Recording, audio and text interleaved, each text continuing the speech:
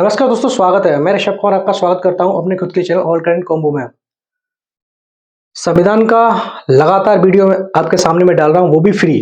एक से लेके 2, 3, 4, 5 वीडियो मैंने खत्म करवा रखे हैं। वीडियो नंबर 6 आपके सामने है। बहुत सारी चीजों को बताते हुए मैंने प्रस्तावना के अंतर्गत बताते हुए प्रस्तावना क्या होती है, संघवाद क्या होता है, नागरिकता क्या होती है, ये सब बातें फुली डिटेल के साथ मैंने आपको बताई है। धीरे धीरे बढ़ते हुए आज मैं बताऊंगा मूल अधिकार। मूल अधिकार को स्टार्ट करने से पहले अधिकार के बारे में बात करते हैं। अधिकार क्या होते हैं? जैसा कि बोर्ड पे आपको दिखाया होगा, थोड़ा सा मैं इनोवेशन कर रहा हूँ। कुछ लोगों का कमेंट भी आ रहा है कि मुझे मोटिवेशन भी मिल रहा है कि आप और बनाइए, तो मोटिवेशन होते हुए अब मैं लगातार वीडियो डालने की कोशिश करूंगा। पूरा सिलेबस जो है 30 to 31 वीडियो में खत्म करने की कोशिश करूंगा। इसके लिए चलो शुरू करते हैं। अधिकार। संविधान के अंतर्गत मौलिक अधिकार एक महत्वपूर्ण अहम रोल रखता है। अब ये तो मौलिक अधिकार होता है जो कि व्यक्ति के लिए होता है, लेकिन हम बात करें अधिकार। अधिकार क्या होते हैं? अधिकार को समझने के लिए हम चलो यहाँ से शुरुआत करते हैं। अधिकार क्या होता है? अधिकार दावे होते हैं। दावे तार्किक और न्याय संगत होते हैं। आपको समझ में नहीं आया होगा, ठीक उसी तरह तो इसके लिए मैं आपको एक एग्जाम्पल के साथ ही समझाता हूँ। मान लीजिए मान लीजिए मैं एग्जाम्पल आपकी जगह लेता हूँ। आप हैं, आपके घर में आपके माता पिताजी जिनकी सैलरी जो है 20,000 रुपए है। 20,000 रुपए है, तो आपको कोई मोबाइल पसंद आता है, आप डिमांड करते हैं उनसे कि हमें मान के चलिए 30,000 का फोन दिलवा दीजिए। तो आपके अधिकार तो थे उस घर में, आपने दावे किए कि 20,000 का मोबाइल दिलवा दीजिए। क्या आपके ये दावे तार्किक और न्याय संगत हैं? नहीं है। अगर उनकी सैलरी 50,000 होती तो ये आपके ये दावे न्याय संगत और तार्किक होते। तो इसी तरीके से संविधान के अंतर्गत जो अधिकार दिए गए हैं, कुछ ऐसे अधिकार हैं जो कि ऐसे दावे हैं जो कि तार्किक न्याय संगत होने चाहिए, यानी कि ये व्यक्तिगत विकास की अवधारणा पे आरेखित होनी चाहिए, जिसके लिए अगर व्यक्ति का व्यक्तिगत विकास होगा तो उससे उसका सामाजिक विकास होगा। जैसा कि दिख रहा है आपको अधिकार वो है जो कि एक दावे हैं। दावे न्याय संगत होने चाहिए और तार्किक होने चाहिए। तार्किक मतलब रीजनेबल होने चाहिए, न्याय संगत जस्टिफाई जैसे होने चाहिए। उसके बाद इससे व्यक्तिगत का व्यक्ति विकास होता है और सामाजिक विकास होता है। अधिकार की सबसे पहले अवधारणा कहां से स्टार्ट हुई, इसके बारे में भी आपको बताता हूं कि अधिकारों की जो मांग है पहली बार, इससे पहले व्यक्ति के लिए कोई भी अधिकार नहीं थे। इसके लिए अधिकार की मांग सबसे पहले इंग्लैंड से स्टार्ट हुई। अधिकारों का मैग्ना कार्टा मतलब मैग्ना कार्टा कैसे कहते हैं? हर जगह एक मैग्ना कार्टा ये शब्द आता है। इसका मतलब होता है कि बहुत बड़ा रिवॉल्यूशन हो जाए, बहुत बड़ा अप्रत्याशित चेंज हो जाए, जिससे कि ऐसा पहली बार कभी ना हुआ हो। तो अधिकार से रिलेटेड जो मैग्ना कार्टा हुआ था वो 1215 ईस्वी में हुआ था। 1215 ईस्वी में क्या हुआ था कि वहां के एक राजा थे जो कि राजतंत्र व्यवस्था में थे। राजतंत्र व्यवस्था का मतलब होता है कि राजा के द्वारा जो डिसीजन लिए जाते हैं, मतलब राजा जो सर्वोपरि होते हैं। जैसे कि अगर पुराने इतिहास के अंतर्गत देखा जाए तो बहुत सारे अपने राजा हुए, मौर्य काल में राजा हुए। तो उनकी क्या है, वो निरंकुश शासक थे। जो डिसीजन लेते थे वही, चाहे प्रशासनिक हो, चाहे सामाजिक हो, चाहे कोई भी हो, तुष्टिकरण वाला प्रशासन हो, उसके द्वारा जो निर्णय लिया था वो अंतिम रहता था। तो इसी तरीके से वहां पे भी किंग जॉन्ग आगे राजा थे। वहां पे ये क्या है, वहां पे सामंतवाद क्या होता है? सामंतवादी लोग थे वहां पे। सामंतवादी लोग जिनकी भूमियां थी, जो पैसे वाले थे, बड़े बड़े पूंजी वाले। इस समय अगर सामंतवाद को देखा जाए, हालांकि इस समय नहीं है, अगर एज अ कंपेयर देख लो तो जो बड़े बड़े पैसे वाले हैं तो उन्हीं की बातें मानी जाती हैं। तो उसी तरीके से उन्होंने पहली अवधारणा कही कि 1215 में अधिकारों की मांग के लिए अपील की। तो इस राजा ने, किंग जॉन्ग जो राजा थे, उन्होंने इस अपील को ओके बोल दिया। तो पहली बार शुरुआत अधिकारों का मैन करता 1215 में किंग जॉन्ग बोलता है, जो कि इंग्लैंड के राजा थे। ठीक है, ये आपको इंटरनली है। उसके बाद 1689 ईस्वी में बिल ऑफ राइट्स यानी कि जो इंग्लैंड की जो संसद है, इन्होंने 1689 ईस्वी में बिल ऑफ राइट्स पारित किया, जिसमें कि कुछ अधिकारों की बात की। लेकिन ये लिखित नहीं थे। लिखित जो है पहली बार दिए गए 1791 में, जो यूएसए में लिखित अधिकार दिए गए। इससे पहले फ्रांस की क्रांति हुई। फ्रांस की क्रांति में आपको पता है समाजवाद एक शब्द निकल के आया था। समाजवाद मतलब समाज के हर आदमी का विकास। समाजवाद का मतलब समाज के हर आदमी का विकास, जिसमें भौतिक विकास, राजनीतिक विकास और और भौतिक विकास, राजनीतिक विकास, आर्थिक विकास, सारे विकास इसके अंदर समाहित होते हैं। यहीं से वो अवधारणा जैसे क्या बोलते हैं मार्क्सवादी, लेनिनवाद, ये सब बात की बातें, सब बात बताऊंगा, ठीक है, सब धीरे धीरे। और नहीं, इससे पहले की प्रीवियस वीडियो ये सब बता चुका हूँ, है ना। तो इसके बारे में बताया। तो कुल मिला के ये मैं आपको बताऊं कि अधिकार, दावे हैं, ये तार्किक और न्याय संगत होने चाहिए, जो कि व्यक्तिगत विकास के लिए होने चाहिए। जिससे व्यक्तिगत विकास होगा तो सामाजिक विकास होगा। इन सब अवधारणाओं को ध्यान में रखते हुए संविधान ने इन बातों पर फोकस किया है, ठीक है। संविधान द्वारा इन बातों पर फोकस किया गया। तो व्यक्तिगत विकास होगा, व्यक्तिगत विकास यानी कि आपका विकास, आपको हर जगह अधिकार मिलना। अभी मैं मूल अधिकार पे नहीं आया हूँ, ठीक है। मूल अधिकार संविधान के अंतर्गत दिए गए हैं। कौन से मूल अधिकार है? अधिकार भी 3 तरीके से संविधान के अंतर्गत है: मूल अधिकार, संवैधानिक अधिकार और सांविधिक अधिकार। ये सब आपको जानना है। लेकिन आप क्या है, जब पढ़े होंगे तो एक चीज को सब में समाहित करते हुए पढ़ते होंगे। चलिए, मैं इनको डिस्क्लोज किया है, इसका ऑपरेशनल करते हुए मैं आपको पॉइंट टू पॉइंट में बताने की कोशिश कर रहा हूँ, जिससे कि आपको पॉइंट टू पॉइंट देखें। हाँ, ये आप देखेंगे, अब क्वेश्चन सॉल्व कीजिए कोई भी। मेरे हिसाब से जहां तक हो सके घटना चक्र जो होती है, घटना चक्र आती है, उसमें क्वेश्चन प्रीवियस के दे रखे होते हैं, उनको देखिए। देखो, अगर मैं सही बढ़ा हूँ गलत बढ़ा हूँ, यहाँ से पता पड़ जाएगा। तो अधिकारों का मैंने कहा 1215 ईस्वी में किंग जोंग को वहां से हटा दिया गया। मतलब ये पद पे तो थे, लेकिन क्या है कि इनके बहुत सारे अधिकार छीन लिए गए, जो इन्होंने मना भी नहीं किया, है ना, क्योंकि इनका थोड़ा दबाव था। उसके बाद 1689 में बिल ऑफ राइट्स पारित कर दिया गया और बहुत सारी चीजें इसमें जोड़ दी गई, जिससे कि कुछ लोगों को अधिकार मिलने लगे। 1789 में फ्रांस की क्रांति हुई। ये सबसे बड़ी क्रांति थी समाजवाद के प्रति। समाज में सामाजिक विकास, आर्थिक राजनीतिक सामाजिक विकास, भौतिक विकास, जो भी विकास है इसमें इस अवधारणा से रिलेटेड हुआ। लास्ट में 1791 में यूएस ने अधिकारों को लिखित रूप से दिया गया। ये इसकी हिस्ट्री होती है। अगर भारत के संदर्भ में देखते हैं, भारत के संदर्भ में क्या रहता है? भारत के संदर्भ में पहली बार ये विचार कहां से हुआ? 1931 में कांग्रेस का कराची अधिवेशन हुआ था, जिसकी अध्यक्षता पंडित जवाहरलाल नेहरू ने, सॉरी, सरदार वल्लभ भाई पटेल ने की थी। इन्होंने अधिकारों की मांग की, भारत में अधिकार होने चाहिए, क्योंकि अंग्रेज बहुत प्रताड़ित करते थे। इसके लिए उन्होंने मांग की कि अधिकार होने चाहिए। तो पंडित सरदार वल्लभ भाई पटेल ने इनकी मांग की। इसका प्रारूप जो है पंडित जवाहरलाल नेहरू ने तैयार किया अधिकारों का, ठीक है, 1931 में अधिकारों का। तो इस तरीके से भारत में ये विकास का क्रम स्टार्ट हुआ और उसके बाद अधिकार आपके सामने निकल के आए। फटाफट एक बार और तीसरी बात बताता हूं मैं आपको।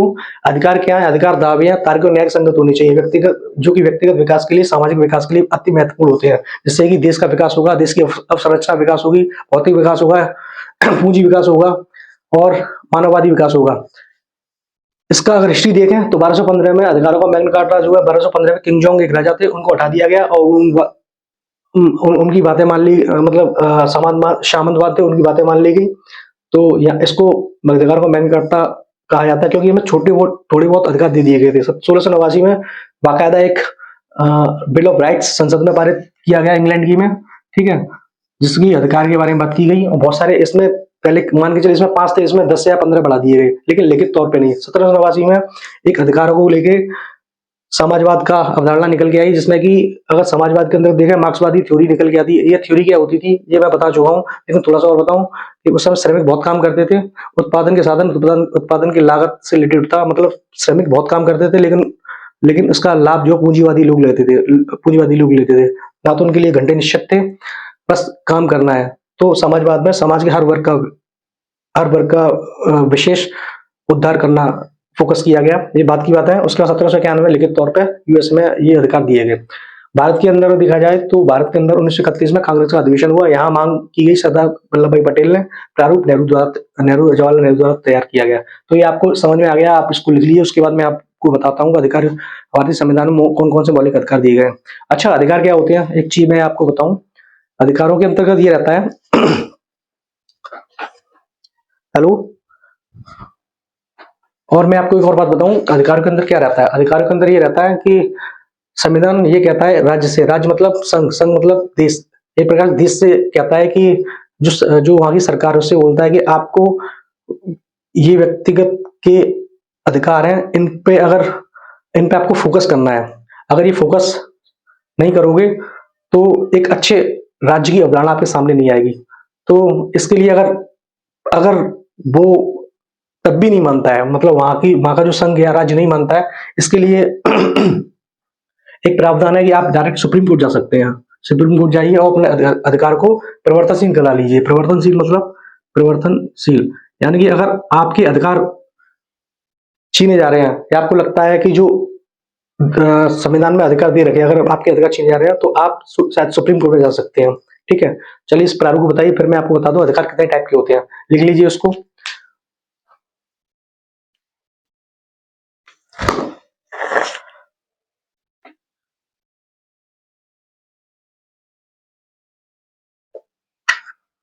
लिख लिया होगा आपने, नहीं तो आप पॉज कर लीजिए और मैं आपको बताऊं इसकी फुल डिटेल, इसके पीडीएफ जो है मैं जो डिस्क्रिप्शन है उसके नीचे मिलेगा आपको डिस्क्रिप्शन, इसकी पीडीएफ मिल जाएगी। ठीक है, पूरा डिटेल लिखाना नहीं, पूरा डिटेल लिखाऊं ये संभव नहीं है, लेकिन आपको एक की पॉइंट आपको वहां मिल जाएंगे लिखे हुए, आप उसको देखिए, लिख लीजिए उसको। उसके बाद चलते हैं हम आगे। अगर अधिकारों का उल्लंघन होता है तो क्या होगा? हम अभी मूल अधिकार पे नहीं आए हैं, संविधान के अंतर्गत हम अधिकारों की बात, अभी हम अधिकारों की बात कर रहे हैं। अधिकारों का उल्लंघन होता है।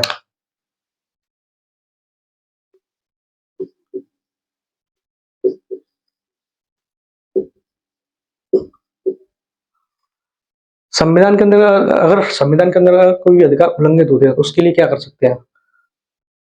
अगर उल्लंघित होते हैं तो ये परिवर्तनीय है, आप सुप्रीम कोर्ट चले जाइए।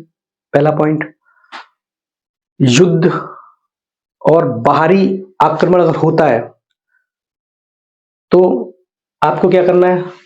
आपके अधिकार जा भी सकते हैं, आ भी सकते हैं, इसका भी प्रावधान संविधान के अंदर दे रखा है। तो चलिए मेन की पॉइंट, अधिकार अगर जो है उल्लंघित होते हैं तो पहला क्या है कि आप सुप्रीम कोर्ट जा सकते हैं, सुप्रीम कोर्ट जाना। ठीक है, सेकंड क्या है? सुप्रीम कोर्ट जाना। सुप्रीम कोर्ट जब जाएंगे आप तो प्रोसीजर ये रहेगी, आप हाई कोर्ट भी जा सकते हैं। ये क्वेश्चन भी आता है, मूल अधिकार को प्रवर्तन करने के लिए आप कहाँ कहाँ जा सकते हैं? Supreme court plus high court, ये उसमें ऑप्शन ऑप्शन रहता है, तो इसमें दोनों टिक करना है। एक क्वेश्चन पूछता है कि क्या बोलते हैं, अधिकारों को प्रवर्तन कराने के लिए आप कहाँ जा सकते हैं? High court, supreme court, supreme court plus high court, ठीक है, या ईटीसी एटसेट्रा, इसमें आपको पहचानना है। तो आपका टिक रहेगा दोनों, ये दोनों अधिकारों के रक्षक होते हैं, संरक्षक होते हैं। ठीक है, उसके बाद अब हम आगे बात करते हैं, ये क्या है? विशेष परिस्थिति में निलंबित किए जा सकते हैं। विशेष परिस्थिति में निलंबित किए जा सकते हैं।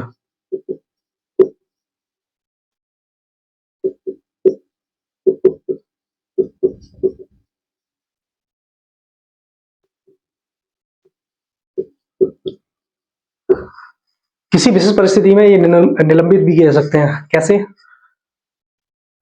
जैसे कि जैसे कोई देश, अपना भारत देश है, अगर उस पर आक्रमण होता है या भारत देश की प्रतिष्ठा के लिए भारत देश को किसी पे आक्रमण करना पड़ता है, उस स्थिति में जो मूल अधिकार है, कुछ मूल अधिकार जो है, कुछ मूल अधिकार को छोड़ के ये निलंबित भी किए जा सकते हैं। ऐसा कोई प्रावधान नहीं है कि आप मूल अधिकार को आप इसके साथ जिए, आप आपने जन्म लिया तो आप किसी भी परिस्थिति में आप इसको अपना मान लें, लेकिन ऐसा नहीं है। विशेष परिस्थिति में अगर ऐसी स्थिति आती है तो इसको निलंबित भी किया जा सकता है। कुछ अधिकार है इसको निलंबित नहीं किया जाता, जैसे कि आर्टिकल 20 है, क्योंकि गिरफ्तारी, ये गिरफ्तारी से रिलेटेड होता है, ये सब मैं आगे बताऊंगा। कुल मिला के समझ लीजिए कि विशेष परिस्थिति में निलंबित नहीं किए जा सकते हैं। थर्ड पॉइंट अब क्या है? थर्ड पॉइंट में हमारा ये है, अगर इनका संशोधन होता है, संशोधन, ये विशेष बहुमत से होगा। विशेष बहुमत, बहुमत मैंने 3 तरीके से बताया, साधारण साधारण विधेयक, साधारण विधेयक, विशेष बहुमत, इस तरीके से मैंने आपको, और 2/3 वाला विशेष बहुमत, 3 तरीके से मैंने फुल डिटेल मैंने आपको बताई है। अगर संशोधन करना है तो विशेष संशोधन विशेष बहुमत से होगा। विशेष संशोधन मतलब है कि लोकसभा, राज्यसभा और विधानसभा की विधानसभा की, राज्य की विधानसभा जितनी भी है उसकी तकरीबन 50+1 विधानसभा द्वारा पारित होना चाहिए, तब ये चेंज होता है। ठीक है, तो आप लिख लीजिए, इनको समझ में आ रहा हुआ। उसके बाद आगे मैं बताता हूँ सबसे मेन पॉइंट, जो कि अच्छा पॉइंट है, सबसे ज्यादा आ रहा है इसमें कि नहीं आ रहा है? विशेष बहुमत। चलो विशेष बहुमत नहीं आ पा रहा है, उसके बाद हम आगे बात करते हैं।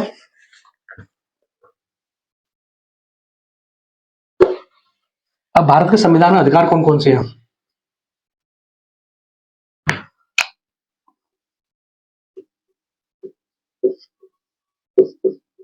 भारत में अधिकार।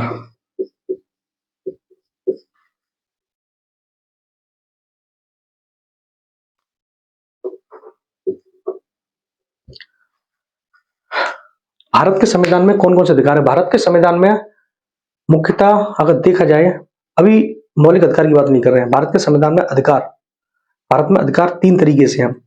पहला मौलिक अधिकार जो कि 12 आर्टिकल से 35 आर्टिकल तक है, ये आप सभी लोग पढ़ते होंगे, जिसमें ये राष्ट्रीय दावा किया जाता है कि व्यक्तिगत विकास किया जाए। अगर नहीं करोगे तो व्यक्ति जो है परिवर्तनशीलता को लेते हुए सुप्रीम कोर्ट या हाई कोर्ट जा सकता है। एक होता है संवैधानिक अधिकार। संवैधानिक अधिकार के अंदर कुछ विशेष अधिकार होते हैं जो कि भाग 3 जो कि मौलिक अधिकार है उनको छोड़ के होते हैं, जैसे कि 300, 350, 351, 324, ये मैं आपको सब बताऊंगा। उसके बाद होते हैं सांविधिक अधिकार या संसद द्वारा जो अधिकार होते हैं, जैसे मातृत्व अधिकार होते हैं। तो चलिए मैं इसको आपके सामने लिख के बताता हूँ। तो पहला पहला है मौलिक अधिकार। इसके बारे में जो सबसे ज्यादा चर्चा करनी है, तकरीबन 10 से 12 वीडियो इस पे जाएंगी। मौलिक अधिकार, मौलिक अधिकार आप जानते होंगे भाग 3 है, आर्टिकल 12 से 35, ठीक है। सेकंड है संवैधानिक अधिकार।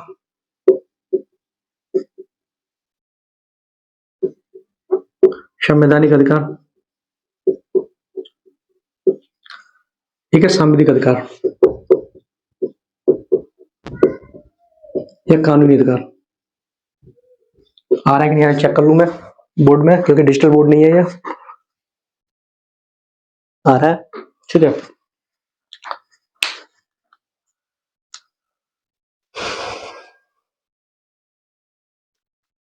सबसे ज्यादा हमें इस पे कंसंट्रेट करना है, इस पे कंसंट्रेट एक एक तरीके से ढंग से इस पे हमने विवेचना करनी है, और एक एक तरीके से पूरा प्रॉपर मैं इसको आपको बताऊंगा। तकरीबन 10 से 12 वीडियो खींचेगा, इसका खींचेगा। आपको लगेगा पता नहीं इतना वीडियो क्यों खींचूंगा, लेकिन खींचना पड़ेगा इस पर।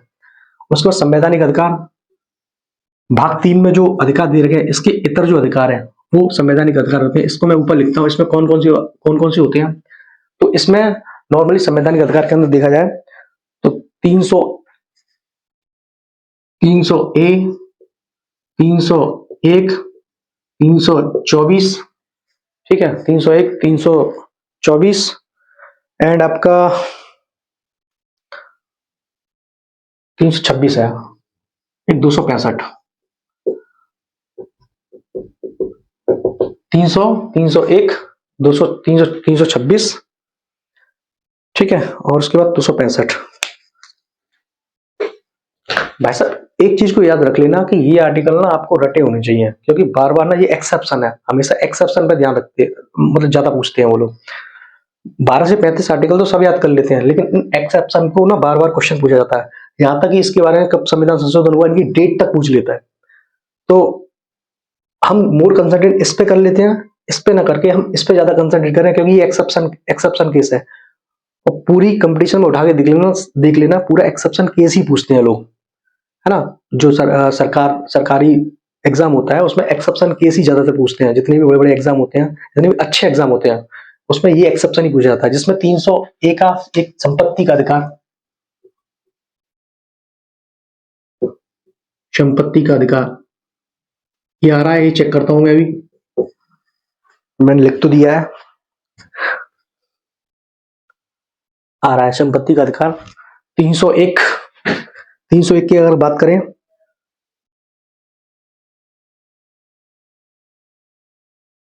अंतर्राज्यीय वाणिज्य व्यापार, ठीक है। 326 मत देने का अधिकार,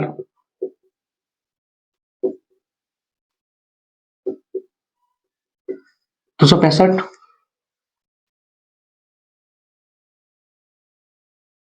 265 आर्टिकल के अंदर क्या है, 265 आर्टिकल है विधि प्रारूप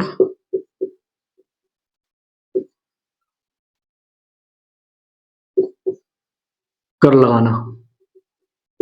सुने होंगे अलग से, आपको टिपिकल भी लगता होगा ये, लेकिन आपको ये सब आना चाहिए।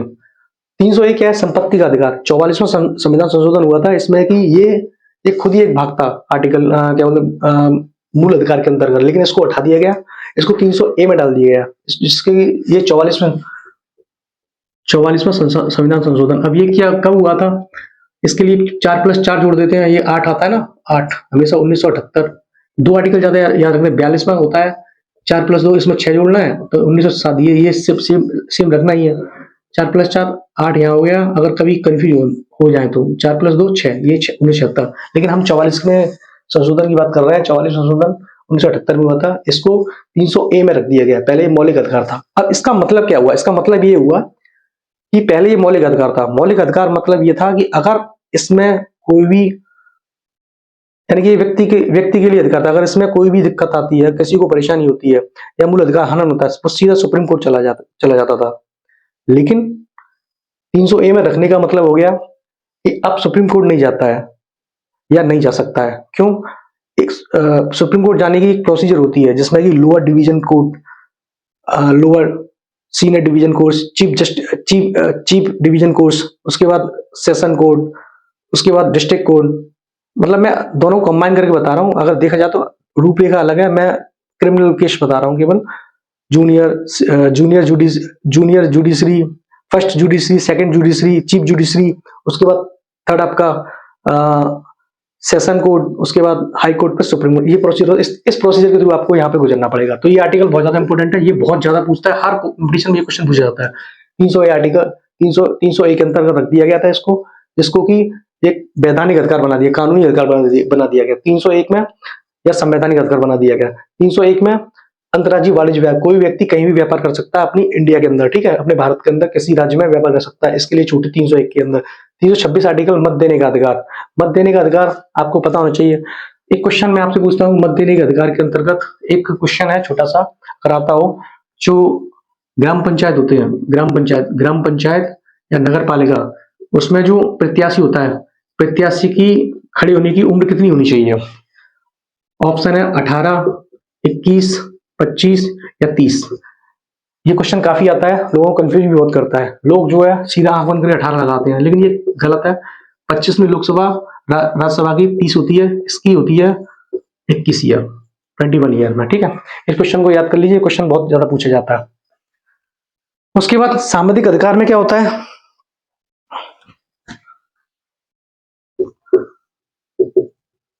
संसद या विधायिका द्वारा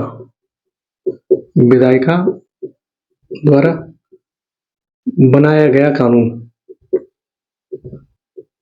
जैसे कि मातृत्व लाभ योजना, मातृत्व लाभ।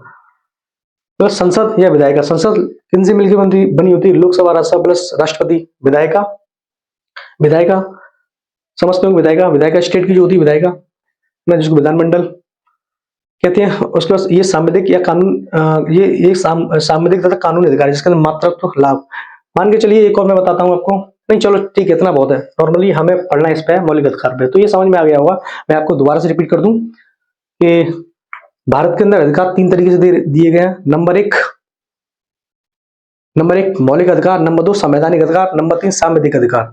मौलिक अधिकार भारत के भाग 3 में, जो कि संविधान में भाग टोटल कितने 12 भाग हैं, कितने भाग 22 भाग हैं, 22 भाग हैं और 395 अनुच्छेद है, ठीक है। 12वें भाग के अंतर्गत भाग 3 में दे रखा है, और भाग आपको जो 22 भाग है, आपको 22 भाग आपको याद होने चाहिए। 10 तक आपको याद होंगे, लेकिन 10 के बाद जो 22 भाग है वो आपको याद होने चाहिए, क्योंकि उनसे पूछ रहा है आजकल क्वेश्चन, उनसे नहीं पूछता, क्योंकि 1 से लेकर 10 तक सभी याद कर लेते हैं। सेकंड आर्टिकल 12 से 35 तक है, संवैधानिक अधिकार है।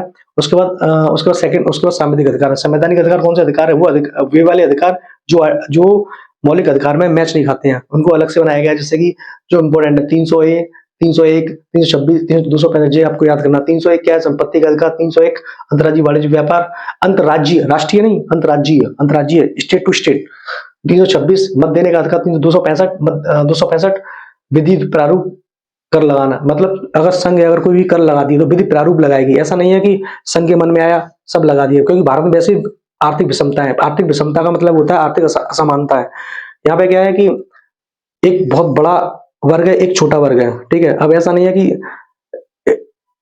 मतलब एक प्रकार से ये वंचित वर्ग हो गया, ये उत्थान वर्ग हो गया। अब कोई भी कर लगा दूं तो इसके भी बराबर कर लगा दो, इसके भी कर लगा दो बराबर, तो क्या है कि ये नीचे और चला जाएगा, ये क्या है, ये उतना रहेगा तो, लेकिन क्या है कि इसकी आमदनी इतनी होगी तो वो ऊपर उठ जाएगा, जिससे कि आर्थिक विषमता और ज्यादा बढ़ती चली जाएगी। तो कर लगाए तो संविधान कहता है कि कर आप लगाओगे, विधि प्रारूप कर लगाना, इसके लिए विधि आयोग बनाया जाता है।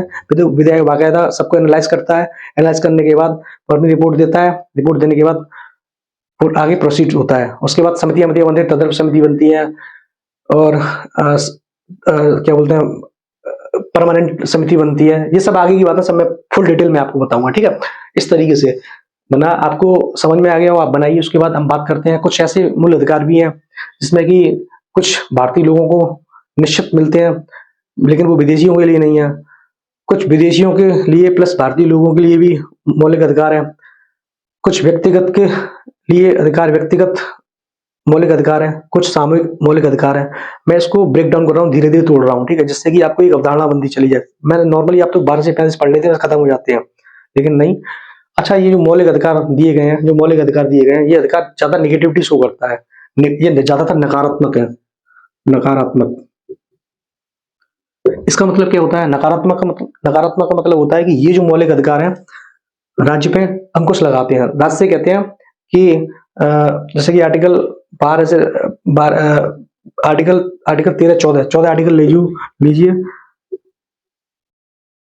समानता का अधिकार होता है ना, राज्य जो सबको समानता की नजर से देखेगा। किससे कह रहा है? राज्य से कह रहा है ना, लेकिन वो बाय द मतलब एक अगर मतलब तात्पर्य यह है कि वो निगेटिविटी को पॉजिटिव वे में बदलने के लिए कहता है, यानी कि नकारात्मक लक्ष्य को ज्यादा दिखाता है ये, कि आप ऐसा नहीं कर सकते, आप पॉजिटिव बनिए, है ना। तो राज्य की तरफ से देखा जाए ये नेगेटिव है, और अगर संविधान की तरफ से देखा जाए या मौलिक अधिकार या व्यक्तिगत की तरफ से देखा जाए ये पॉजिटिव है ना। इस तरीके से ये नकारात्मक अधिकार होते हैं। अब हम बात करेंगे मौलिक अधिकार की विशेषताएं क्या क्या है। इसके 3-4 की पॉइंट है, वो मैं आपको बताना चाहूंगा कि मौलिक अधिकार की कौन कौन सी विशेषताएं हैं। पहली विशेषता के अंतर्गत अगर देखा जाए, ये विशेषता में पहली है नंबर 1, पहला ये कि ये असीमित, मौलिक अधिकार असीमित नहीं है, ठीक है। सेकंड, ये परिवर्तनशील है।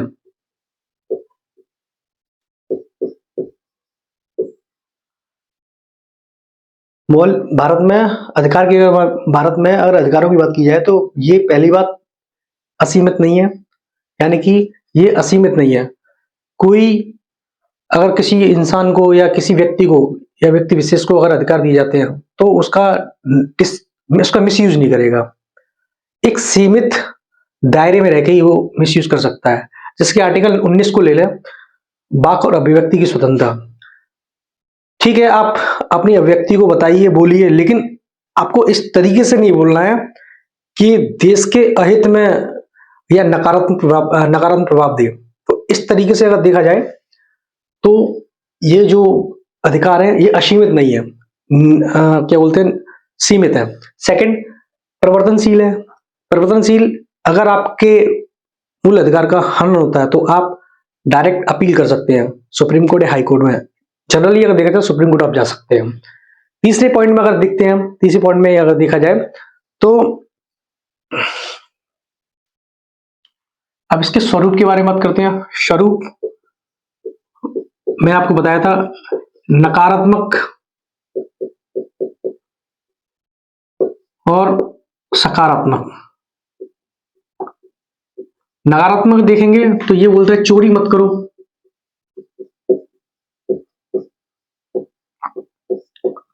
चोरी मत करो। सकारात्मक में बोलता है चोरी मत करो। सकारात्मक देखो, असहाय की सहायता करो।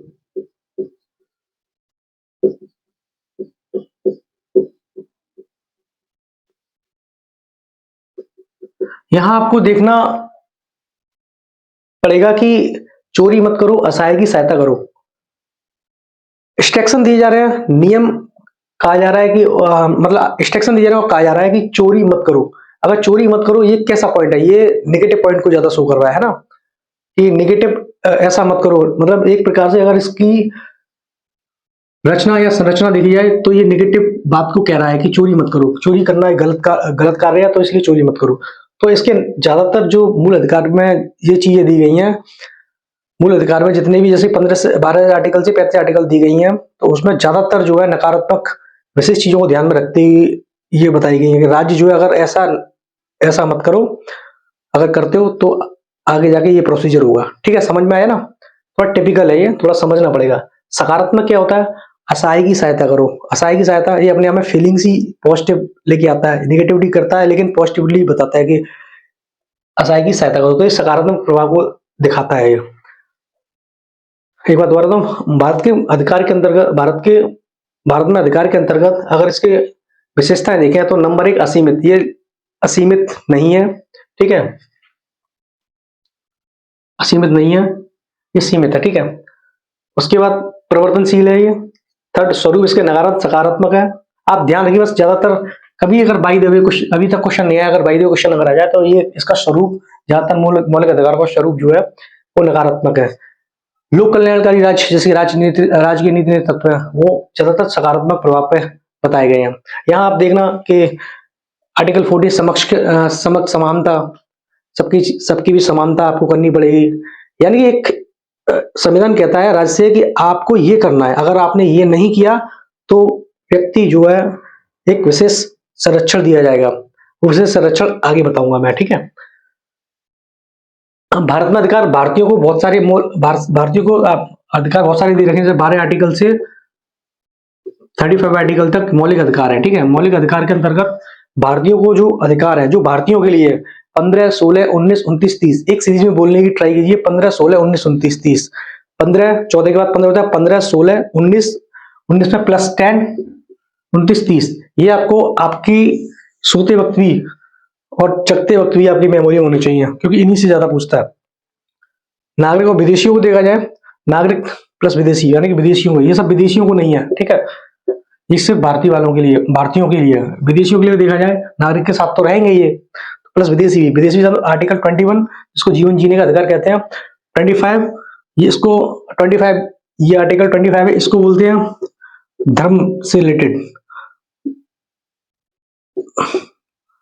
धर्म धारण करने की स्वतंत्रता। धर्म धारण करने की स्वतंत्रता यानी कि कोई भी धर्म अपना सकते हैं ये लोग। ठीक है, लेकिन और प्रचार प्रसार भी कर सकते हैं, लेकिन जबरदस्ती नहीं। ये आगे बहुत सारे केस बनते हैं, उन केसों में आगे नहीं पढ़ना है। भारतीयों के लिए आर्टिकल 15 जाति लिंग भेद के आधार पे आप जाति लिंग भेद के आधार पे आप भेदभाव नहीं किया जाएगा। आर्टिकल 16 जितनी भी गवर्नमेंट सर्विस है उनमें रिजर्वेशन या जाति लिंग नहीं की जाएगी। आर्टिकल 20 आर्टिकल 19 व्यक्ति की स्वतंत्रता, जिसमें कि प्रेस फ्रीडम होता है, प्रेस को लोकतंत्र की चौथी इकाई गई है। इसके 91A 1B 1B 1C इस तरीके टोटल F तक है, सब हमको देखना है। आर्टिकल 20 29 30 अल्पसंख्यक से रिलेटेड है, यानी कि ये भारतीयों के लिए, ये गैर भारतीयों के लिए, यानी मतलब भारतीयों के लिए भी है प्लस विदेशी प्लस भारतीय, दोनों दोनों के लिए है। तो मैं आपको एक फटाफट जल्दी से रिवीजन बता दूं कि भारत में जो अधिकार है इनकी अगर विशेषता देखें तो ये पहली बात, ये तो असीमित है, असीमित नहीं है, ये सीमित है। ठीक है, प्रवर्तनशील, आप सुप्रीम कोर्ट जा सकते हैं या हाई कोर्ट जा सकते हैं अगर आपके व्यक्ति के अधिकार का हनन होता है तो। तीसरा, इसके ज्यादातर स्वरूप मूल मौलिक अधिकार में ज्यादातर स्वरूप इसके नकारात्मक प्रवृत्ति को दिखाते हैं, जिसमें कि चोरी मत करो। ये बहुत सारे ज्यादातर हैं, मतलब एक प्रकार से नकारात्मक प्रवृत्ति को ज्यादा शो करते हैं। सकारात्मक प्रभाव में असहाय की सहायता करो, ये अपने आप में अच्छा इम्पैक्ट, पॉजिटिव इम्पैक्ट डालता है, तो ये देख लेंगे। तो ज्यादातर जो बातें कही है वो निगेटिविटी राज्य के प्रति कही गई हैं। भारत के लिए देखें, भारतीयों को 15, 16, 19, 29, 30 आर्टिकल ये आपको आना चाहिए। भारत प्लस विदेशियों को 21 और 25 है, 25 है। चलिए आप लिखिए इसको, थोड़ा देखता हूँ कि इसमें आ रहा है, वीडियो नहीं आ रहा है पूरा। ठीक है, कंप्लीट है, समझ में आ रहा है। उसके बाद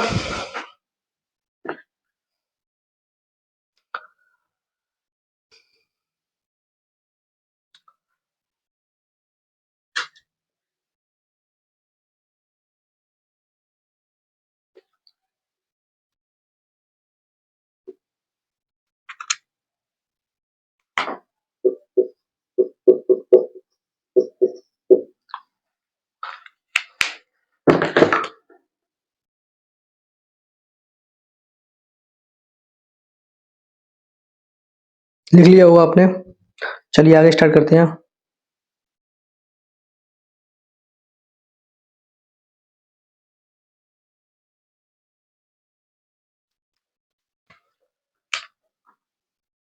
विरुद्ध, अपोजिट। राज्य के जो मौलिक अधिकार हैं कुछ राज्यों के विरुद्ध है, कुछ निजी व्यक्तियों के विरुद्ध है। इसमें जो बताया गया है कुछ राज्यों के विरुद्ध,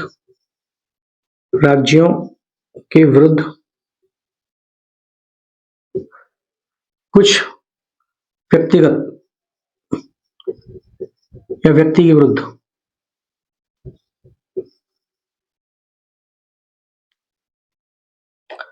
कुछ राज्यों के विरुद्ध है, कुछ व्यक्तियों के विरुद्ध है। इसमें कौन कौन से आर्टिकल आते हैं समझ रहे हैं ना। मौलिक अधिकार के अंदर जो अधिकार बताए गए हैं उसमें कुछ राज्यों के विरुद्ध है, कुछ व्यक्ति के विरुद्ध है। तो राज्यों के विरुद्ध कौन से मौलिक अधिकार है, आइए इस पर चर्चा करते हैं। आर्टिकल 15 और 16, आर्टिकल 15 और 16, आर्टिकल 15, आर्टिकल 16 ये राज्य के विरुद्ध है। आर्टिकल 15 और 16 क्या कहता है, 15 16 ये कहता है कि राज्य जो है धर्म, जाति, लिंग, भेद, उपवंश इन आधार पे विभेद नहीं करेगा। विभेद मतलब इन आधार पे राज्य के जो लोग हैं उनमें असमानता का व्यवहार नहीं करेगा। जो भी स्कीम बनाएगा समाजवाद को ध्यान में रखते हुए बनाएगा, यानी कि समाज के हर वर्ग का उद्धार करेगा, समाज के वंचित वर्ग का उद्धार करेगा। ये आर्टिकल 15 और 16 बताया है, यानी कि राज्यों के विरुद्ध बताया है। ये मैंने आपको बताया था ज्यादातर पॉजिटिव पॉइंट मैंने बताया था कि नकारात्मक पॉइंट को ज्यादा शो करता है। ये नकारात्मक पॉइंट किसके लिए है, राज्यों के विरुद्ध है। विरुद्ध मतलब नेगेटिव, जो मैं वहां नहीं, जिनको नहीं समझ में आया यहाँ समझ सकते हैं। ज्यादातर नेगेटिविटी को शो करता है ये मौलिक अधिकार। विरुद्ध क्या है, राज्यों के विरुद्ध। और जो व्यक्ति है, अगर यहाँ व्यक्ति को ले लो उसके लिए पॉजिटिव है, अगर राज्य को ले लो यहाँ नेगेटिविटी है, नेगेटिव को शो करता है। विरुद्ध व्यक्तिगत या व्यक्ति के विरुद्ध कौन कौन से हैं। आर्टिकल 17 अस्पृश्यता, ये समझ रहे हो, कोई व्यक्ति किसी इंसान को अगर गलत बोलता है, जाति भेद, लिंग भेद, SC ST समुदाय के लोगों को कुछ गलत विवेचना करता है या कुछ बोल देता है तो इसके अंतर्गत ये आ जाएगा। आर्टिकल 23 आर्टिकल जानते होंगे, ये सब बाद में बताऊंगा, आप बस थोड़ा सा लिख लीजिए। आर्टिकल 15 और आर्टिकल 16 राज्यों के विरुद्ध है, और व्यक्ति या व्यक्तिगत और व्यक्ति के विरुद्ध 17 आर्टिकल 23 है। कुल मिला के ये राज्यों के विरुद्ध, राज्य ऐसा काम नहीं करेंगे कि आर्टिकल 15 और 16 खराब सिद्ध हो या असहनीय हो। व्यक्तिगत व्यक्ति के लिए आर्टिकल 17 और 23 गलत ना हो। ठीक है, आगे चलिए आगे बात करते हैं।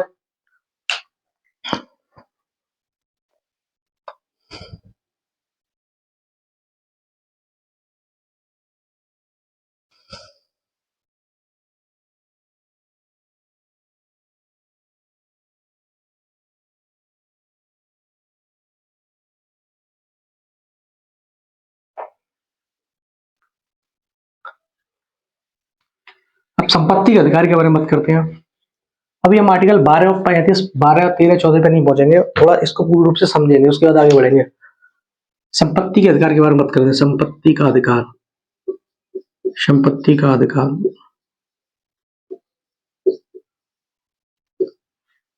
आर्टिकल 31, ठीक है, 19(1) का F, 44वां संविधान संशोधन, 44वां, 4+4 1978, 4+4 8, ठीक है। आर्टिकल 31 संपत्ति का अधिकार, संपत्ति का अधिकार। मौलिक अधिकार कितने होते हैं, 12 से 35। इसके अंतर्गत 31 आता था। 31 एक मौलिक अधिकार था, संपत्ति का अधिकार, आर्टिकल 31। लेकिन क्या हुआ, संपत्ति का अधिकार इसको हटा के इसको कानूनी अधिकार बना दिया गया। 44 संशोधन द्वारा 300A में डाल के इसको कानूनी अधिकार बना दिया गया। यानी कि एक तरफ किसी विशेष व्यक्ति या विशेष समुदाय पर संपत्ति का संकेंद्रण न हो सके, इसके विरोध में बहुत सारी विवेचना हुई। तब संविधान संशोधन द्वारा एक विधेयक पारित कर दिया गया, जिसमें कि आर्टिकल 31 इसको मूल अधिकार की अवधारणा से निकालकर 300A में डाल दिया गया, ये कानूनी अधिकार बना दिया गया। कानूनी अधिकार, मैंने बताया, कानूनी अधिकार का मतलब होता है कि अब आप जो है, अगर आपकी संपत्ति का अर्जन होता है तो एक सीरीज में आप जाएंगे, लोअर कोर्ट जाएंगे, फिर हाई कोर्ट, लोअर कोर्ट, फिर सीनियर, फिर चीफ जस्टिस, लोअर कोर्ट, उसके बाद हाई कोर्ट, फिर सुप्रीम कोर्ट। इस तरीके से एक सीरीज है। हाई कोर्ट सीरीज को मतलब ये ध्यान मत रखिए, मैंने ये बताया, मतलब first step, second step, third step, fourth step, fifth, इस स्टेप के कवर करते हुए आप सुप्रीम कोर्ट पहुंचेंगे। इसका मतलब ये होता है, ठीक है।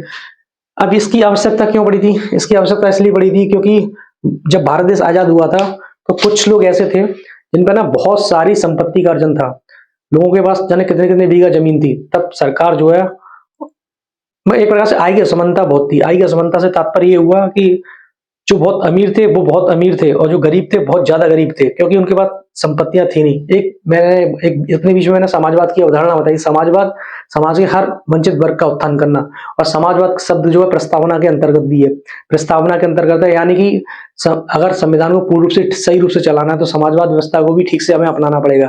तो इसके लिए उन लोगों की जमीनों को जब्त किया गया, और लोगों के बीच में क्या है कि चारों लोगों के बीच को जमीन बांटते तो वो पट्टे पे जमीनें दे दी गई लोगों को।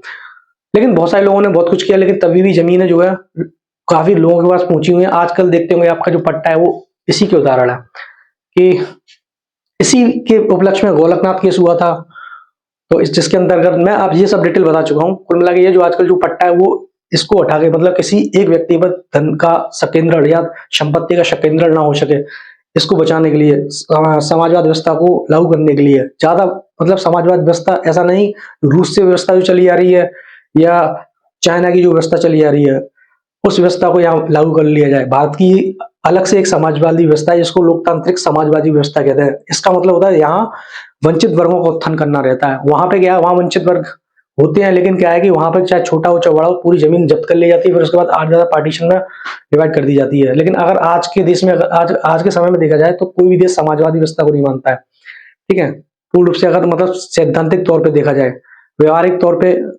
सैद्धांतिक तौर पर थोड़ा हो सकता है, लेकिन व्यवहारिक तौर पर नहीं मानते कोई भी देश। अच्छा, एक और मैं आपको बात बताऊं, वहां पे इतना समाजवाद व्यवस्था को लेकर चले गए।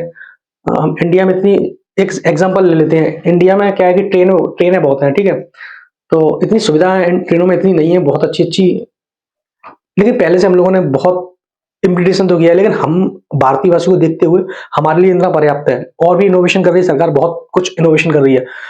चाइना के अंदर देखो या जापान के अंदर देखो, तो क्या होता है कि जापान में एकदम फर्स्ट क्लास, ऐसा लगता है कि काश ऐसी ट्रेन हमारे भारत में भी होनी चाहिए।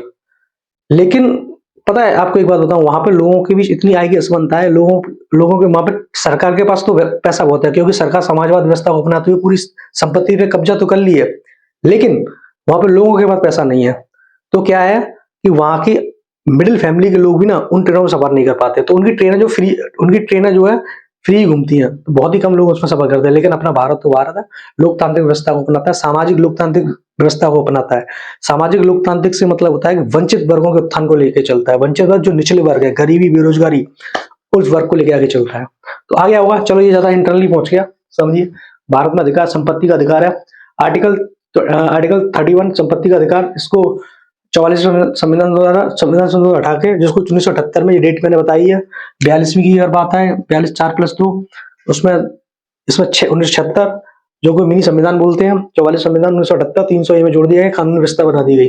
संपत्ति 301 ऐप क्या है, 1 का F, ये आर्टिकल 19 है, मौलिक अधिकार के अंदर आर्टिकल 19 आता है ना, अभिव्यक्ति की स्वतंत्रता, उसके अंतर्गत 1 का सब क्लॉज, आर्टिकल 19 का क्लॉज 1 का सब क्लॉज F है। इसके अंदर बताया कि व्यवसाय करने, संपत्ति अर्जन करने का अधिकार व्यक्ति को रहता है। इसके बारे में बताइए, लिंक संपत्ति के अधिकार से लिंक है। इस तरीके से 31 आर्टिकल को यहां से हटा दिया गया, 44 संविधान संशोधन द्वारा 300 में डाल दिया गया, इसको कानूनी अधिकार बना दिया गया। बहुत सारे क्वेश्चन मिलेंगे वैसे यहाँ से आपको, ठीक है, अगर आपको समझ में आया हो तो ठीक है। आगे बताते हैं, चलो लिखिए इसको।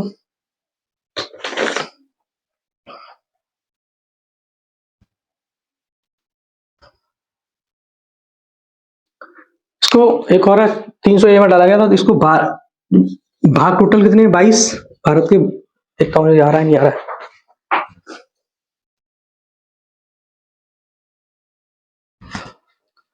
44 संशोधन डाला गया, तो भाग टोटल 22 है, इसको 12वें भाग में डाला गया, 12वें भाग में, मतलब ये जो आजकल जो पार्ट है भाग 22वें का पार्ट है, 22 में 12वें का पार्ट है ये, ठीक है। इसको ये भी सब लिंक कर लेना। कुल मिला के संपत्ति की जहां बात आती है तो आर्टिकल 31 हटा दिया गया, नॉर्मल चीजें आता होगा। 91 का एफ आपको पता होना चाहिए, व्यवसाय से रिलेटेड है। 44वां संविधान 1978 300 में डाला गया, भाग 12 में डाला गया 300 ठीक है। संपत्ति का अधिकार, संपत्ति का अधिकार, कानूनी अधिकार, मौलिक अधिकार, बहुत सारे क्वेश्चन मिलेंगे, काफी बार पूछता भी है, ठीक है। मौलिक अधिकार भारत में असीमित नहीं है, सीमित है। अगर असीमित दे दिए जाते हैं तो व्यक्ति के व्यक्तित्व का विकास अवरुद्ध हो जाएगा। प्रवर्तनशील है, आप सुप्रीम कोर्ट, हाई कोर्ट जा सकते हैं अगर आपके अधिकार नकारे जाते हैं। स्वरूप नकारात्मक प्रभाव ज्यादा दिखाई देते हैं यहाँ पे, क्योंकि राज्य से कहा गया कि आपको ऐसा करना है, ऐसा करना है, क्योंकि नेगेटिविटी शो करती हुई यहाँ पॉजिटिव पॉइंट को आपको आगे बढ़ाना है, तो नेगेटिविटी ज्यादा शो करते हैं, ठीक है। नेगेटिविटी मतलब संविधान से रिलेटेड नेगेटिविटी नहीं, आपके लिए, व्यक्ति के लिए वो पॉजिटिव है, राज्य के लिए नेगेटिविटी शो करते हैं। सेकंड आपका सकारात्मक असहाय की सहायता करना, ये इसके अंतर्गत आता है। उसके बाद आगे बढ़ते हैं।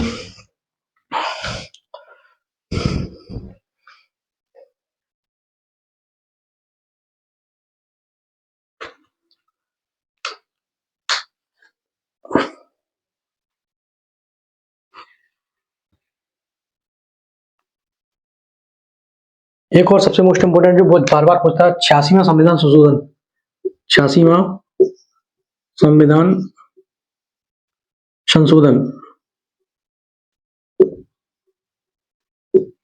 86वां 8-6 2 यानी 2002 में बना था। ये था शिक्षा का अधिकार,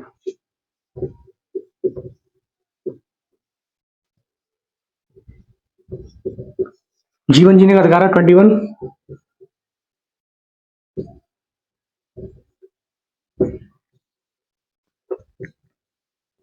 जीवन जीने का अधिकार, इसको 21A में डाला गया। नहीं समझ में आया होगा, बताता हूं आपको। 86वां संविधान संशोधन हुआ था, इसके अंदर शिक्षा के अधिकार को, संविधान संशोधन द्वारा शिक्षा के अधिकार को मूल अधिकार के अंदर डाला गया, जिसमें 21A डाला गया, जिसमें 6 से 14 वर्ष के बच्चों को निःशुल्क सहायता दी जाएगी शिक्षा की, ठीक है। ये अगर बाय द वे भूल जाते हैं 86वां संविधान संशोधन, इसकी डेट भूल जाते हैं तो 8-6 दो निकल के आती है, यहाँ पे 2 की पॉइंट बताऊंगा, थोड़ा सा ट्रिकी, याद करना चाहें तो कर सकते हैं, ठीक है। 86वां संविधान संशोधन शिक्षा से रिलेटेड, शिक्षा का अधिकार को मूल अधिकार बनाया गया राज्य, और ये 21A में डाला गया, ठीक है। अब करते हैं मेन पॉइंट पे बात, ठीक है। वर्तमान में 6 मौलिक अधिकार है, वर्तमान में 6 मौलिक अधिकार है। पहला समानता का अधिकार, सेकंड स्वतंत्रता का अधिकार, तीसरा शोषण के विरुद्ध अधिकार, चौथा धार्मिक स्वतंत्रता का अधिकार, पांचवा सांस्कृतिक व शैक्षणिक अधिकार, छठा जो सबसे ज्यादा इंपॉर्टेंट, जिसको डॉक्टर भीमराव अम्बेडकर ने संविधान की आत्मा कहा, संवैधानिक अधिकार, जिसको आर्टिकल 32 बोलते हैं। चलो लिखते हैं, वर्तमान में 6 मौलिक अधिकार है। अब धीरे धीरे इन पे की पॉइंटों पे हम चर्चा करेंगे।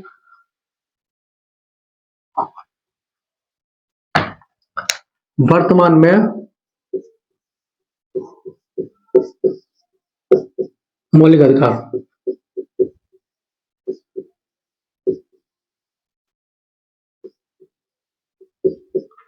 टोटल 6, ठीक है। वर्तमान में मौलिक अधिकार टोटल 6 है। ये तो ज्यादातर सभी लोगों को आता होगा, ठीक है, लेकिन मैं रिपीट कराऊंगा। लेकिन इस तरीके से जब अगर मैं पढ़ाऊंगा तो शायद कम ही लोग इसको कर पाएंगे।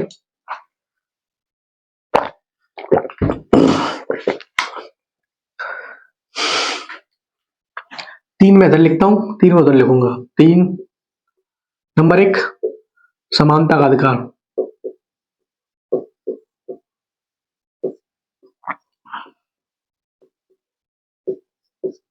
समानता का अधिकार। नंबर 2 स्वतंत्रता का अधिकार,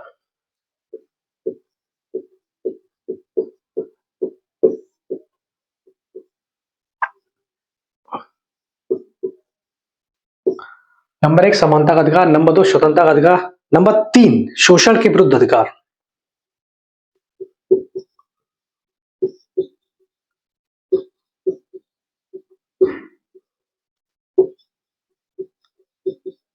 ठीक है, इसमें कौन कौन से आर्टिकल आते हैं? मैंने बताया कि भाग 3 अधिकार, भाग 3 12 से 35। अब इनमें पार्टीशन करना है। इसमें क्या है, समानता के अधिकार में कौन कौन से आर्टिकल आएंगे? आर्टिकल 14, 15, 16, 14, 15, 16, 17, 18। लिख देता हूं, 14, 15, 16, 17, 18। 14, 15, 16, 17, 18। स्वतंत्रता के अधिकार के अंतर्गत कौन कौन से आर्टिकल आएंगे? 19, 20, 21, 22। 19, 20, 21, 22। 21 में 21A, इसमें 21A मैं बता चुका हूं, शिक्षा का अधिकार जो है। शोषण के विरुद्ध अधिकार में कौन कौन से आएंगे? शोषण के विरुद्ध अधिकार में 21, 22, 23 और 24। 23 और 24 तीन तो ये हो गए। नंबर 1 समानता का अधिकार, नंबर 2, नंबर 3, ठीक है, समानता का अधिकार, स्वतंत्रता का अधिकार, शोषण के विरुद्ध अधिकार, नंबर 3। नंबर 4 में सांस्कृतिक व शैक्षणिक अधिकार।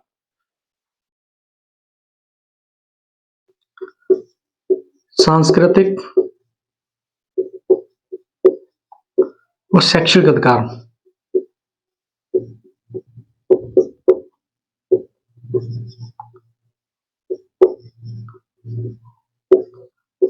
ठीक आ रहा है, देख लेता हूं, चेक कर लेता हूं, आ रहा है नहीं आ रहा है, आ जाएगा। उसके बाद सांस्कृतिक व सांस्कृतिक शैक्षणिक अधिकार, उसके लास्ट है संवैधानिक अधिकार।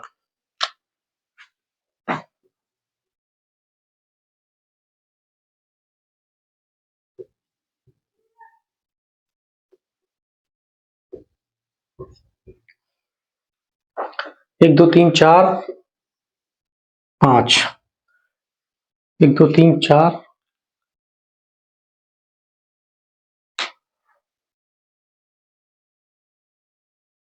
स्वतंत्रता का अधिकार 15, 16,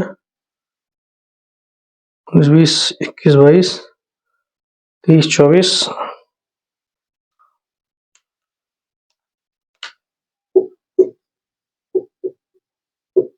धार्मिक स्वतंत्रता का अधिकार,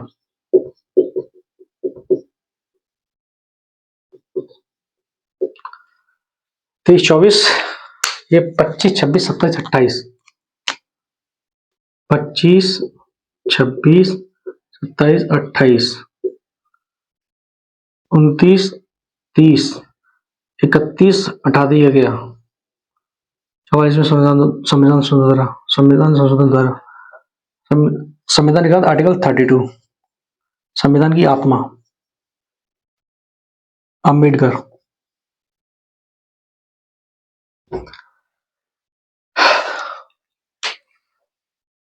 आपका कॉन्स्टिट्यूशन तकरीबन आधा इस टॉपिक पे जुड़ा हुआ है। इस टॉपिक को हम धीरे धीरे खोलेंगे और धीरे धीरे पूरा डिस्कशन करते करते बताएंगे। मैं इस तरीके से बताऊंगा, आप नोट्स बनाते रहिए बस, ठीक है। पीडीएफ में डिस्क्रिप्शन में डाल दूंगा, अगर आपको ये वीडियो अच्छा लग रहा होगा तो। क्वेश्चन आप सब सॉल्व कर ले जाएंगे। थोड़ा सा मेरी बातों में इधर उधर होगा, लेकिन धीरे धीरे प्रैक्टिस कर रहा हूँ और ठीक से आपके सामने ठीक से बता सकूं मैं आपको, ठीक है। कोशिश जारी है। तो वर्तमान में मौलिक अधिकार जो है, संविधान के अंदर मौलिक अधिकार दिए गए, मौलिक अधिकार जो है 6, पहले 7 थे, अब 6।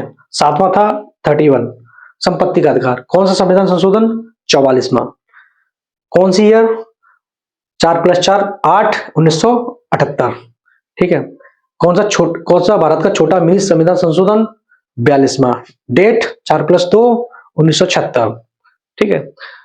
उसके बाद मौलिक अधिकार को 6 भागों में डिवाइड किया गया, 5, 6, 4, 5, 6, ठीक है। इन पर ध्यान नहीं देना है आपको, बस क्वेश्चन सॉल्व करना है। कैसे सॉल्व करते हैं वो देखना है। नंबर 1 समानता का अधिकार, स्वतंत्रता का अधिकार, शोषण के विरुद्ध अधिकार, 4 धार्मिक स्वतंत्रता का अधिकार, सांस्कृतिक अधिकार और संवैधानिक अधिकार। की पॉइंट में अगर नेक्स्ट थोड़ा जल्दी बताता हूँ। आर्टिकल 14 समानता अधिकार, यानी कि राज्य जो है, मैंने बताया ना नेगेटिविटी पॉजिटिविटी को ज्यादा शो करना। राज्य जो है आर्टिकल 14 के अंतर्गत क्या करता है, आर्टिकल 14 के अंतर्गत समानता की, सबको समानता की नजर से देखेगा, यानी कि सब लोग समान है। कौन कौन समान है? आर्टिकल 14 समानता, सबके समक्ष समानता, समान संरक्षण, आर्टिकल 14। आर्टिकल 15 धर्म जाति लिंग उपवंश इसके आधार पर भेदभाव नहीं होगा। इसके अंतर्गत मुझे आपको क्या पढ़ाना है कि कुछ वंचित वर्ग हैं, कुछ असहाय वर्ग हैं, महिलाओं के लिए विशेष आरक्षण या विशेष नियम बना सकता है। लेकिन आर्टिकल 15 बताता है कि आर्टिकल 15 में कोई भी धर्म जाति के आधार पर भेदभाव नहीं होगा, लेकिन वंचित वर्गों के आधार पर थोड़ा सा हो सकता है। आर्टिकल 16 जितनी भी गवर्नमेंट जॉब है उनमें रिजर्वेशन दिया जाएगा। ऐसा नहीं है किसी अमुक जाति पे विशेष ध्यान दिया जाए, यहाँ राज्य के लिए सभी लोग समान है। आर्टिकल 17 अस्पृश्यता, SC ST के लिए एक्ट बना हुआ है। इसके 3-4 एक्ट बन के 3 से 4-5 एक्ट निकल के आए। लेटेस्ट में जो SC ST एक्ट 1989 ये एक्ट चल रहा है, वो अभी भी इसमें कार्यरत है। इसके बीच में कुछ संशोधन हुए, कौन कौन संशोधन है वो मैं आपको बताऊंगा आगे। आर्टिकल 80 उपाधियों का अंत, कोई भी इंसान उपाधियां नहीं ले सकता है। उपाधियां सिर्फ भारत की उपाधियां होंगी, जो संविधान बनाएगा वहां पे उपाधियां लेंगे। क्योंकि इस आर्टिकल की जरूरत कहां पड़ी, क्यों पड़ी, वो मैं सब डिटेल बताऊंगा। उसके बाद स्वतंत्रता का अधिकार, स्वतंत्रता रही, किस किस को स्वतंत्रता रहेगी। नंबर 1 19 आर्टिकल अभिव्यक्ति की स्वतंत्रता, इसके अंदर 5 आर्टिकल 19(1) का फर्स्ट क्लॉज, 19(1) का A, 1 का V, 1 का C, 1 का D, 1 का E, 1 का F तक जाता है, 5 तक। इसके अंतर्गत आपको क्या बताना है, 1 का A, B, C, D, E, F। कोई भी व्यक्ति समुदाय बना सकता है, कहीं भी भ्रमण कर सकता है, कहीं भी निवास कर सकता है, कहीं भी व्यापार कर सकता है, लेकिन बहुत सारी नियम और शर्त रहती हैं जिसकी अखंडता, स्वतंत्रता ये समाप्ति नहीं होनी चाहिए। आर्टिकल 20 है, किसी को जबरदस्ती गवाही नहीं दे सकती है, दोहरे दंड से मुक्ति होती है। आर्टिकल 21 जीवन जीने का अधिकार होता है। आर्टिकल 22 में ये आपका क्या बोलते हैं, जो स्टार्ट 1947 भारत देश आजाद हुआ था, उस समय बहुत सारे अराजक तत्व जो परेशान कर रहे थे, तो उनके लिए आर्टिकल बनाया गया। आर्टिकल सोशल के विरुद्ध अधिकार, आर्टिकल 23, आर्टिकल 24 सोशल के लिए, ये वेस्ट के लिए, ये बच्चों के लिए है, ठीक है। आर्टिकल 25 धार्मिक स्वतंत्रता का अधिकार, धार्मिक स्वतंत्रता का कोई व्यक्ति कोई भी धर्म अपना सकता है। तो आर्टिकल 26 कोई भी संस्था खोल सकता है, लेकिन राज्य संस्था है वो खोलेगा जो राज्य अनुदान देता हो। अगर अनुदान नहीं देता हो, धार्मिक स्वतंत्रता, धार्मिक शिक्षा उसमें नहीं दी जाएगी। ऐसे 27-28 तक पहुंच जाते हैं आर्टिकल। उसके बाद सांस्कृतिक, ये अल्पसंख्यक वर्ग है, उससे रिलेटेड है। आर्टिकल 32 लास्ट आर्टिकल से संवैधानिक, आर्टिकल 32 संवैधानिक अधिकार में भी 4-5 तरीके से डिवाइड है। एक तो सीधा सुप्रीम कोर्ट जाना, एक है बंदी प्रत्यक्षीकरण, परमादेश, इस तरीके से 5-6 में डिवाइड होता है। इस तरीके से पूरा अगर देखा जाए तो कम से 6 से 7-8 वीडियो लगेंगे। मैं पूरा धीरे डिटेल बताऊंगा, कौन सा सूचना का अधिकार है, कौन सा अधिकार है, ये मैं आपको सामने बताऊंगा। तो समझ में आ गया होगा। ये सब आप लोगों को आता रहता होगा। ये काफी क्वेश्चन पूछ जाते हैं, लेकिन आजकल नहीं पूछते हैं। लेकिन आप इंटरनली अगर जानेंगे ना, तो आपको पूर्ण रूप से ठीक से तैयार होगा। आप नोट्स ठीक से बनाइए। मैंने आपको बताया भी था, जब भी आप नोट्स बनाए तो कागज, जब पेज होता है, पेज की एक तरफ एक लाइन खींचते हुए, एक लाइन खींचिए। लाइन पे क्या बोलते हैं, साइड से एक लाइन खींची होगी। तो अगर बाय द वे यहाँ पे आप लिखते चले जाइए। अगर कोई भी इनोवेशन होता है, जो भी इनोवेशन होता है, जैसे कि इस समय MSP चल रहा है, MSP में बता दूंगा डिटेल है ना। उसके बाद जो कुछ भी इम्प्लीमेंटेशन होगा, जो सरकार का नियम होगा, तो यहाँ पे एक छोटा सा लिख लेना है। बाकी भाई मैगजीन जितनी भी आती है, ठीक है, जब आपको पूरी सब सारी चीजें पता ही होंगी, बस थोड़ा सा की पॉइंट जो डिसीजन हुआ वो यहाँ लिख लेना है। तो ऐसा करते चलिए। अभी आप नहीं लिखेंगे तो कोई बात नहीं, आप लगेंगे अभी आप लेंगे तो दिक्कत है, आप सोचेंगे बाद में लिख लेंगे, तो इसका क्या इम्पैक्ट पड़ेगा कि फिर वो रह ही जाता है। क्योंकि आगे जाके आप भी धीरे धीरे पढ़ते पढ़ते एक मुकाम तक पहुंच जाएंगे, फिर आपको लगने लगेगा शायद मैं सही बोलता था, शायद तब आपको मेरी दोबारा वीडियो देखनी पड़े। चलिए, ये यहाँ तक हो गया, ध्यान दीजिए। और हाँ, एक और, red pen plus green pen बिल्कुल यूज मत कीजिए। 1.5 स्पीड में डालिए, स्पीड देखनी है अगर कंपटीशन की तैयारी करना है। चलिए नेक्स्ट बात करते हैं।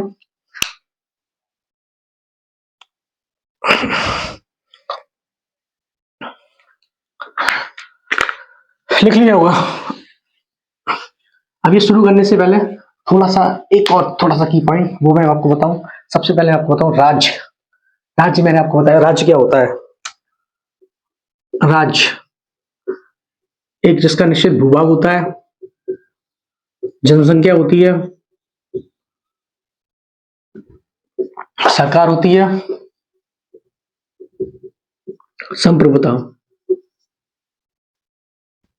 ध्यान मत दीजिए इस पर, ठीक है। संप्रभुता होती है, ये बता चुका हूं मैं आपको, इसलिए मैं फटाफट बता रहा हूं। राज्य की परिभाषा का मतलब होता है, राज्य की परिभाषा में सम्मिलित होता है देश, प्रांत, सरकार। राज्य जहां भूभाग हो, जहां जनसंख्या हो, जहां सरकार हो, जहां संप्रभुता, निर्णय लेने की क्षमता, स्वयं निर्णय लेने की क्षमता, स्वयं निर्णय लेने की क्षमता। इसका एग्जाम्पल बताऊं, संप्रभुता का एग्जाम्पल सबसे बढ़िया लेटेस्ट में एग्जाम्पल। अभी जो अरविंद केजरीवाल है वो पकड़ लिए गए, तो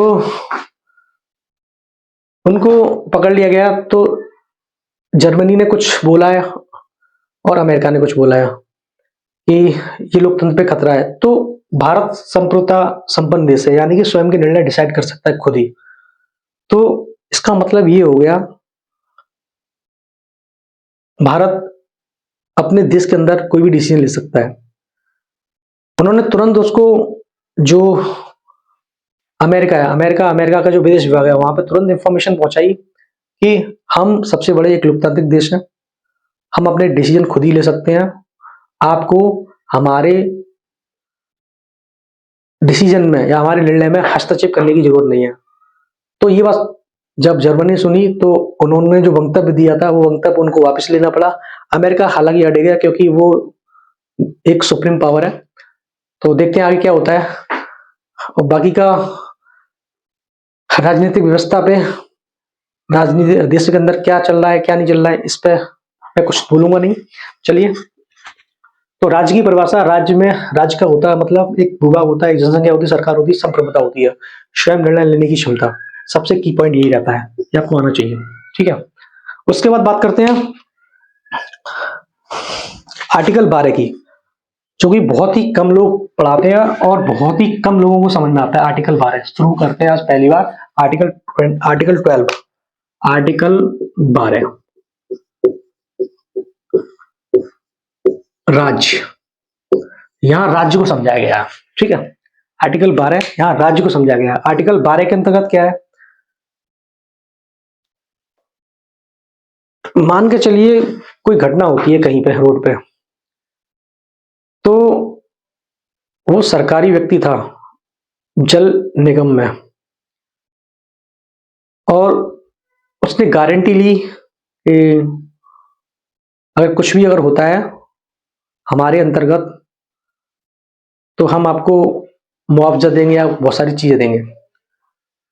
तो उस व्यक्ति की मृत्यु हो जाती है या कुछ अप्रिय घटना हो जाती है, अगर वो दावा करता है कि नहीं, इसमें हमारा दोष नहीं है, इसमें उसका मानवीय दोष है, क्योंकि उसको ये कार्य नहीं करना चाहिए था, इसलिए उसकी मृत्यु या अमुक अप्रिय कार्य किया जिससे उसके साथ ये घटना हो गई।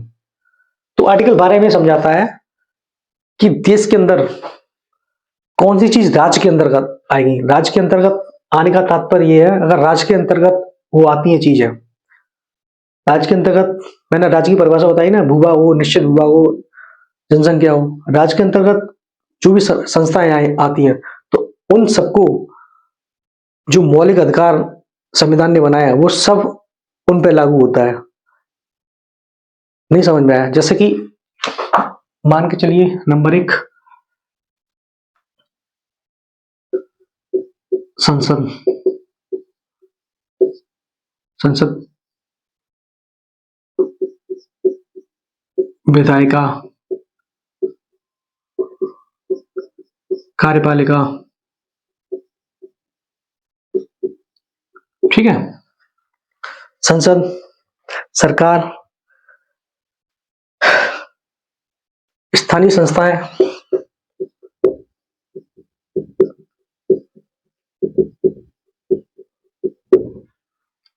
ये सब राज्य के अंतर्गत आती हैं। यानी कि अगर कुछ भी होता है, कुछ भी प्रॉब्लम आती है, तो जिम्मेदारी इनकी बनती है। और भी बहुत सारी चीजें हैं। मतलब कुछ भी, ये सब राज्य में आने का आर्टिकल 12 के अंदर ये समझाया गया कि कौन कौन सी अमुक बातें, अमुक संस्थाएं राज्य के अंतर्गत आती हैं। अगर राज्य के अंतर्गत आती हैं तो मौलिक अधिकार के, जो संविधान के अंदर मौलिक अधिकार दिए हैं, जो मौलिक अधिकार के अंदर व्यक्तिगत को एक अधिकार, एक व्यक्तिगत को अधिकार दिया गया है, उन अधिकार की अवहेलना अगर होती है तो रिस्पॉन्सिबिलिटी इन्हीं की होगी। अगर संसद का व्यक्ति अगर कोई भी कानून बनाता है, या संसद का व्यक्ति किसी को परेशान करता है, तो वो राज्य के अंदर आ जाएगा, तो तुरंत इसके खिलाफ एक्शन हो जाएगा। ठीक है। अगर विधायिका, जो कि स्टेट गवर्नमेंट होती है, अगर उस या कोई कानून बना देती है जो कि एक प्रकार से वहां की नीति वहां की नीति को दुष्प्रभाव डालती है, अगर ये गलत काम करते हैं, या इस विधायिका का अमुक व्यक्ति या अमुक राज्य का अमुक व्यक्ति कुछ कार्य करता है, तो ये राज्य के अंतर्गत आ जाएगा, तो इसको तुरंत प्रताड़ना दी जाएगी संविधान के अंतर्गत। ये मामला सुप्रीम कोर्ट जा सकता है। आपको पता है आर्टिकल 31 32 के अंतर्गत संवैधानिक अधिकार के अंतर्गत सुप्रीम कोर्ट में मुकदमा चलाया जा सकता है। स्थानीय संस्थाएं भी राज्य के अंतर्गत आती हैं। नंबर 4, नंबर 6, अब तो समझ में आ गया होगा। सरकार की शक्ति का प्रयोग करने वाली, सरकार की शक्ति का प्रयोग करने वाली कोई भी संस्था, कोई भी संस्था, सरकार की शक्ति का प्रयोग करने वाली कोई भी संस्था। समझ रहे हैं इसका मतलब सरकार की कोई भी शक्ति। मान के चलिए सरकार के अंडर में कौन कौन आता है? बैंक आती है। बैंक में 51% इनका शेयर रहता है। अगर बैंक गलत काम करती है तो वहां पे भी मौलिक अधिकार का हनन होगा और पूरी बैंक उसके लिए जिम्मेदार होगी। सेकंड, नवरत्न कंपनियां जो होती हैं, नवरत्न महारत्न कंपनियां सरकार के अंडर में होती हैं। एक केस चला था कि जो आईसीसी है ना, आईसीसी हालांकि प्राइवेट संस्था है, क्या ये राज्य के अंतर्गत आएगी? आप सोच के बताइए। मैं की पॉइंट बता दूं, आईसीसी जो टूर्नामेंट खिलाती है, आईसीसी और बीसीसीआई भारतीय क्रिकेट कंट्रोल बोर्ड जो है, क्या इसको राज्य के अंदर डाला जा सकता है? यानी कि अगर बीसीसीआई किसी के साथ अवैध या भेद व्यवहार करती है और वो व्यक्ति इसके खिलाफ कोई याचिका डालता है या इसके खिलाफ कोई मुकदमा डालता है, तो क्या वो राज्य के अंतर्गत मानी जाएगी? तो इस पे बहुत वाद विवाद हुआ। तो अगर देखा मतलब इस पे बहुत वाद विवाद हुआ, लेकिन निष्कर्ष नहीं निकला। लास्ट में एक निष्कर्ष निकल के आया कि इसको राज्य माना जाएगा, राज्य के अंतर्गत माना जाएगा। कैसे माना जाएगा? क्योंकि ये पूरे, अभी जैसे इंडिया क्रिकेट मैच खेलती है, तो कोई सरकारी संस्था उनको क्रिकेट मैच नहीं खिलाती है, लेकिन क्या है, देश के नाम पे ये पूरा उसका प्रतिनिधित्व करती है, पूरी देश के नाम पे प्रतिनिधित्व करती है, और इसी के नाम से देश का नाम जाना जाता है, बीसीसीआई नाम से। तो उनके फैसिलिटी सब यही देती है। एक प्रकार से भारत देश का प्रतिनिधित्व सरकार को करना चाहिए, उसका प्रतिनिधित्व ये कर रहे हैं, तो इसलिए इसको राज्य माना जाएगा। कुल मिला के अब आपको समझ में आ गया, अगर नहीं आया हो तो मैं आपको दोबारा बता दे रहा हूं। जितने भी इंडिया में संस्थाएं हैं जो कि सरकार की शक्ति का प्रयोग अप्रत्यक्ष रूप से प्रत्यक्ष रूप से, कोई भी एनजीओ, कोई भी संगठन, कोई भी वर्ग, कोई भी सरकारी संस्था है, कोई भी सहकारी संस्था जो भी प्रयोग करती हैं, अगर सरकार की शक्ति का प्रयोग कर, अगर वो किसी चीज का हनन करती है, तो उसको राज्य के अंतर्गत माना जाएगा और उनके खिलाफ मुकदमा डाला जा सकता है और मौलिक अधिकार की बात उनसे की जा सकती है। तो आर्टिकल 12 आपको समझ में आ गया होगा, जो कि बहुत ही कम लोगों को समझ में आता है।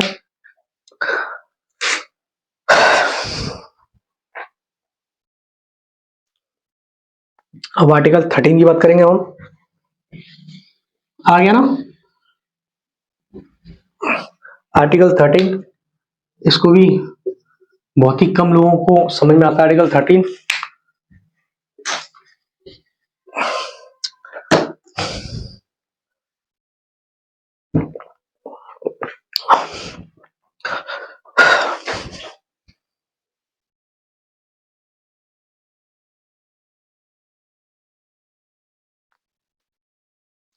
अब आर्टिकल 30 की बात करते हैं। आर्टिकल 13 क्या है?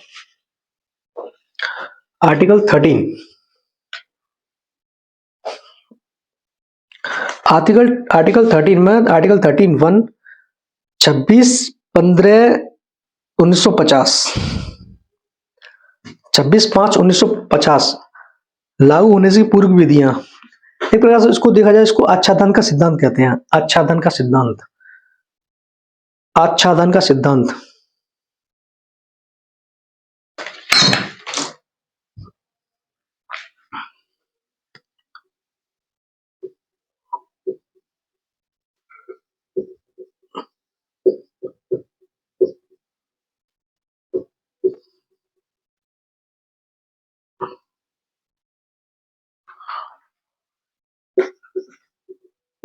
सूर्य, पृथ्वी,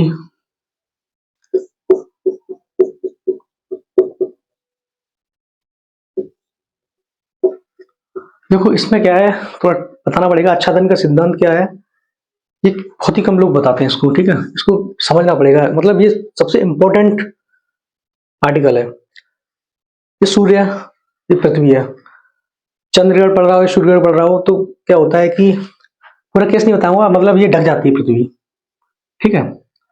जब ये पृथ्वी ढक जाती है तो इसकी जो रोशनी यहाँ जब इधर इधर इधर निकल जाती है, लेकिन ये क्या, ये दब जाती है।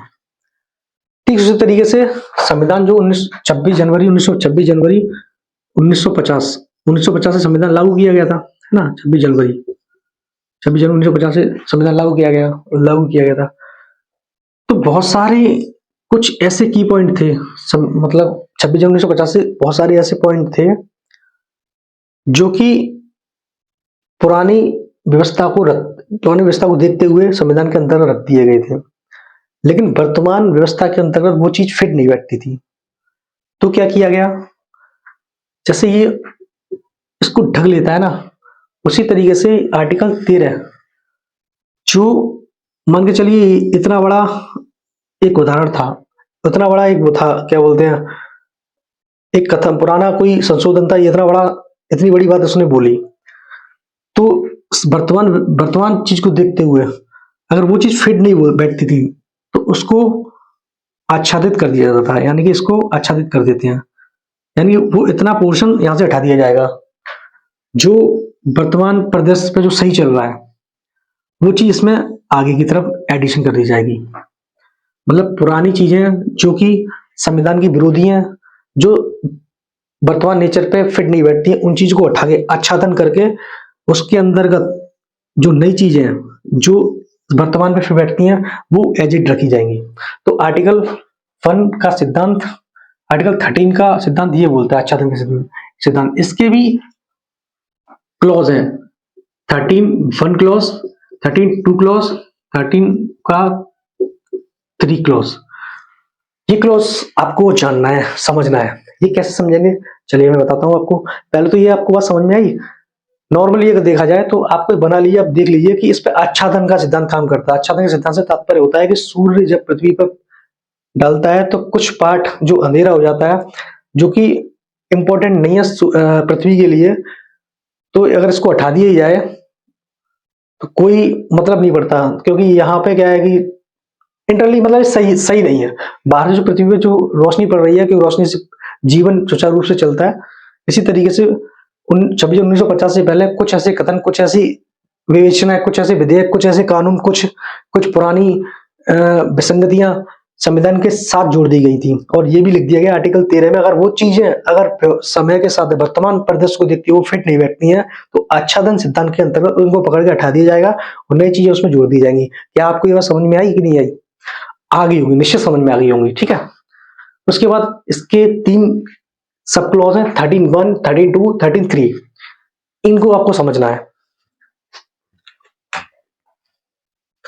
तो समझ में आ ही रहा होगा आपके, ठीक है। हम 13(1) की बात करेंगे। 13(1) क्या है?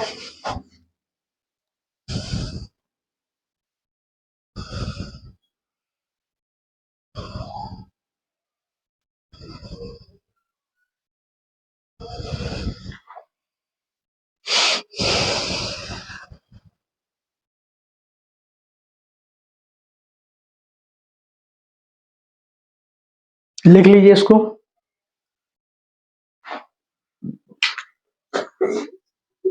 13(1) का 13 आर्टिकल 13 का क्लॉज 1 ये है पहला, ठीक है।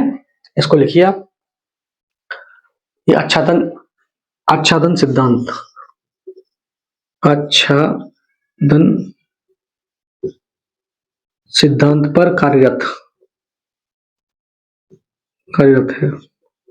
पूरा डिस्क्रिप्शन नहीं बता सकता है, इतना टाइम नहीं है, ठीक है। एक कमेंट आ रहा है।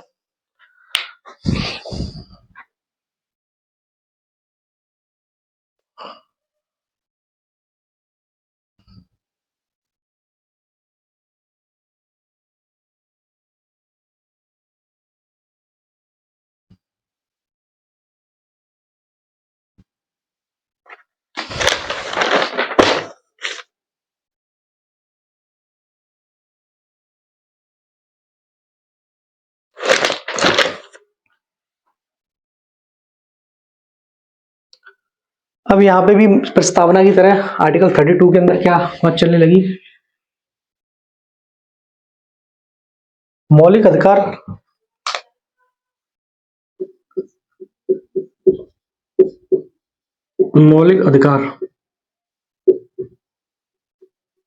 संशोधनीय है कि नहीं,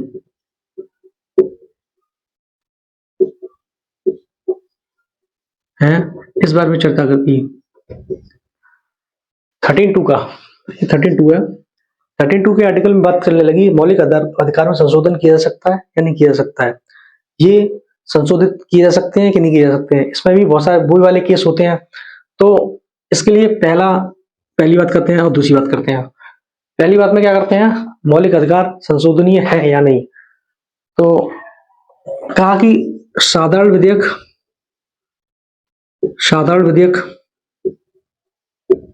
संविधान संशोधन विधेयक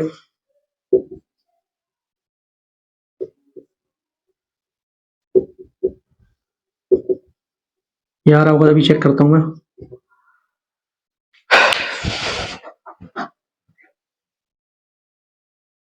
साधारण विधेयक संविधान संशोधन विधेयक,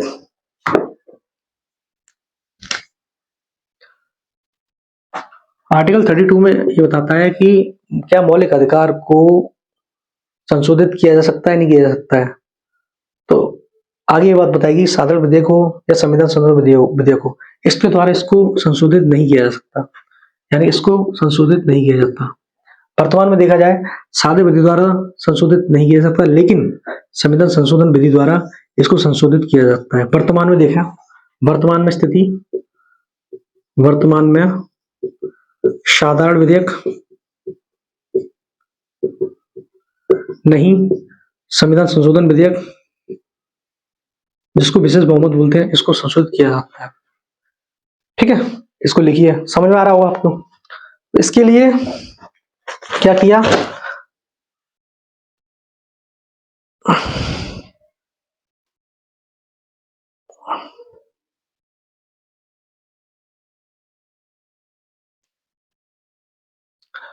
यहां एक कंडीशन और कहेगी, संविधान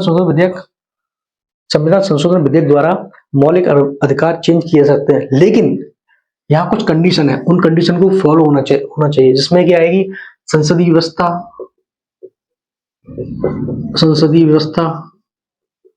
संघात्मक व्यवस्था,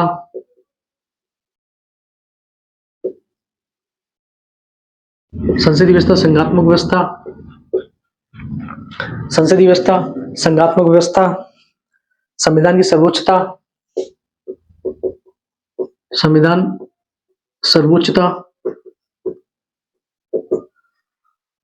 मूल ढांचा,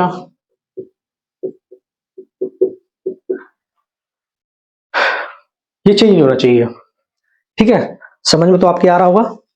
ये संविधान की सर्वोच्चता, देखो मुझे लगता है ये शायद आ नहीं रहा होगा इसमें, ये मैं यहां लिख देता हूं, संविधान सर्वोच्चता,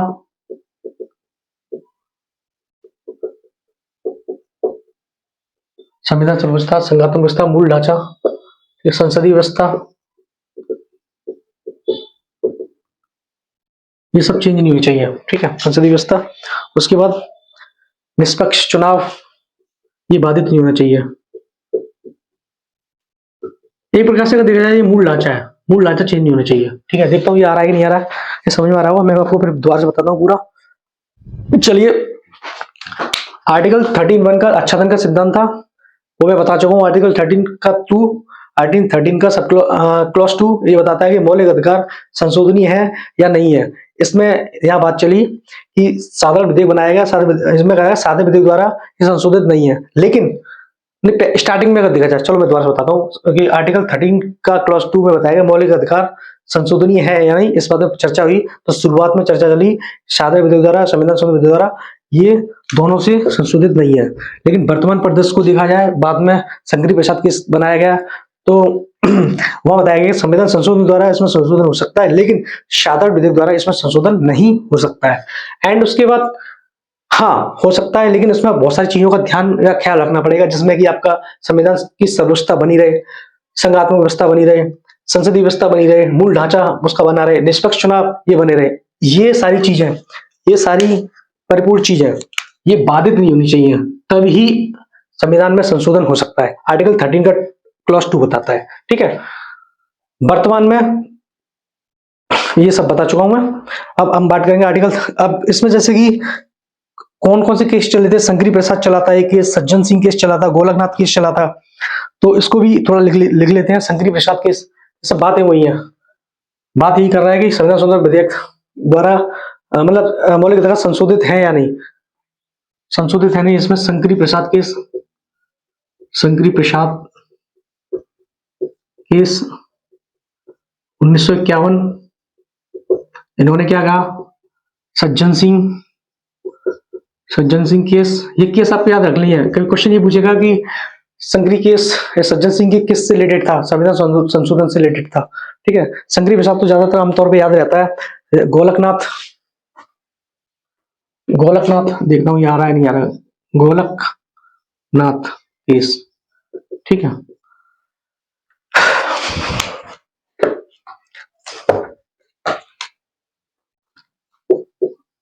1965 में, 1967 में। ठीक है, ये आ रहा है कि नहीं आ रहा है, चेक करना पड़ेगा, करते रहना पड़ेगा। ठीक आ रहा है, तो यही है आपका कि शंकरी प्रसाद केस ने कहा कि यस हो सकता है, सज्जन सिंह केस ने, इन्होंने भी हाँ बताया कि संशोधन हो सकता है, गोलकनाथ केस ने बताया कि संशोधन नहीं हो सकता है। इन्होंने बताया कि भविष्य लक्ष्य अध्यारोहण सिद्धांत प्रतिपादित करना, मतलब न्यायालय निर्णय,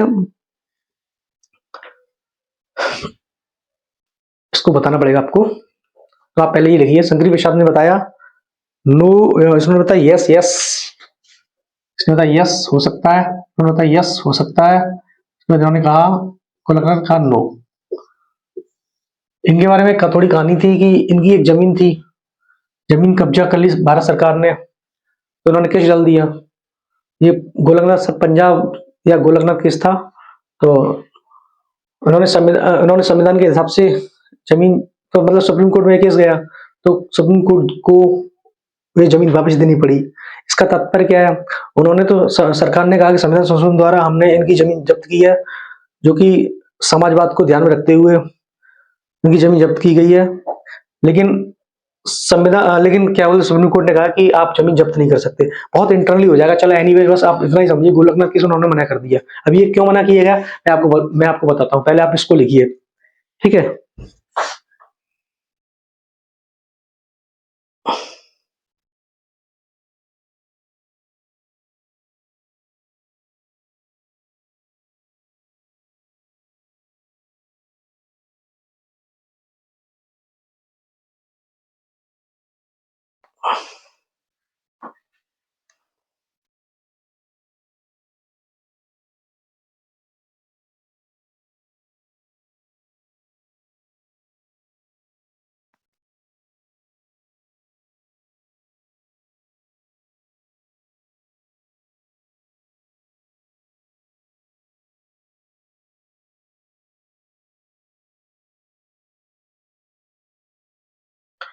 मुझे लगता है वीडियो ज्यादा बड़ा हो गया।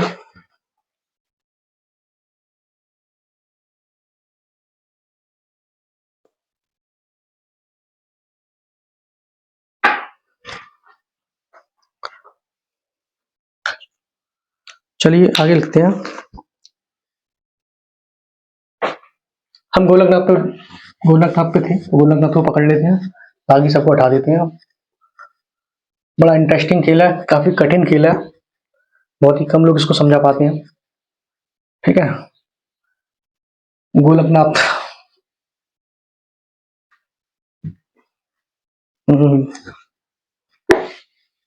गोलकनाथ ने कहा कि गोलकनाथ किसमें कहा गया कि संविधान में संशोधन नहीं हो सकता।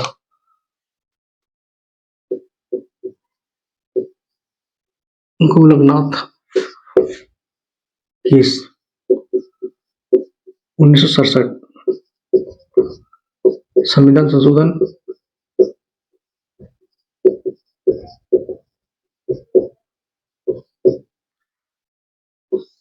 मूल अधिकार का, मूल अधिकार की बात कर रहे हैं ना हम लोग। यह बात निकल के आई नो, नो। गोलकनाथ केस 1967, 67 नहीं 67, 1967 में उन्होंने बताया कि संविधान संशोधन हो सकता है, मूल अधिकार में संविधान संशोधन हो सकता है। तो यहाँ बताते हैं इसमें उन्होंने बताया कि नहीं हो सकता है।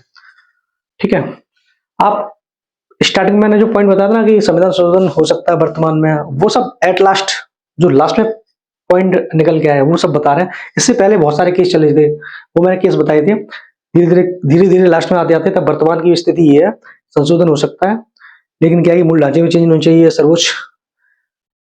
सर्वोच्चता बनी चाहिए, संसदीय व्यवस्था बनी होनी चाहिए, संघात्मक व्यवस्था बनी चाहिए, निष्पक्ष चुनाव प्रभावित ना हो, इस तरीके से मूल अधिकार में संशोधन हो सकता है। लेकिन हम इससे प्रीवियस बात करें तो गोलकनाथ केस बना था 1967 में, पंजाब का था शायद, मुझे कंफर्म नहीं है। ठीक है, तो उन्होंने कहा कि संविधान संशोधन, मूल अधिकार में संविधान संशोधन द्वारा मूल अधिकार चेंज किए जा सकते हैं। उन्होंने कहा इस केस में यहां मना कर दिया गया। तो क्यों मना कर दिया गया? इसमें कहा गया भविष्यलक्षी अध्यारोहण सिद्धांत प्रतिपादित करना पड़ेगा।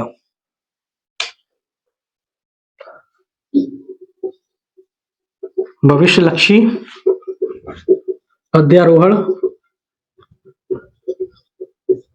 भविष्यलक्षी अध्यारोहण सिद्धांत का प्रतिपादन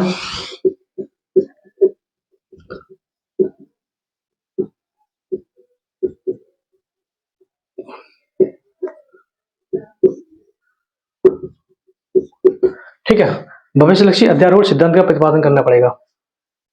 यानी कि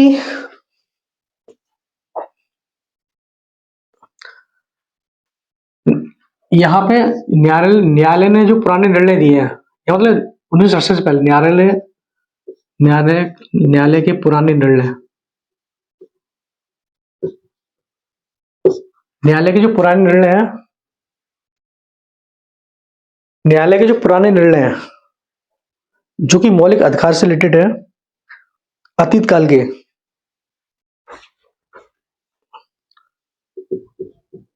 मौलिक अधिकार अतीत काल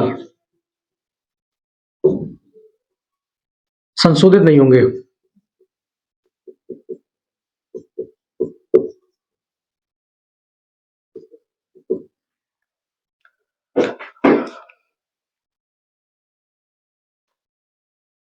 तो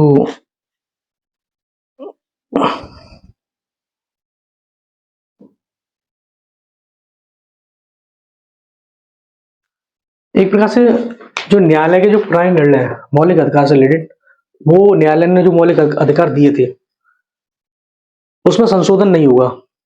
यानी कि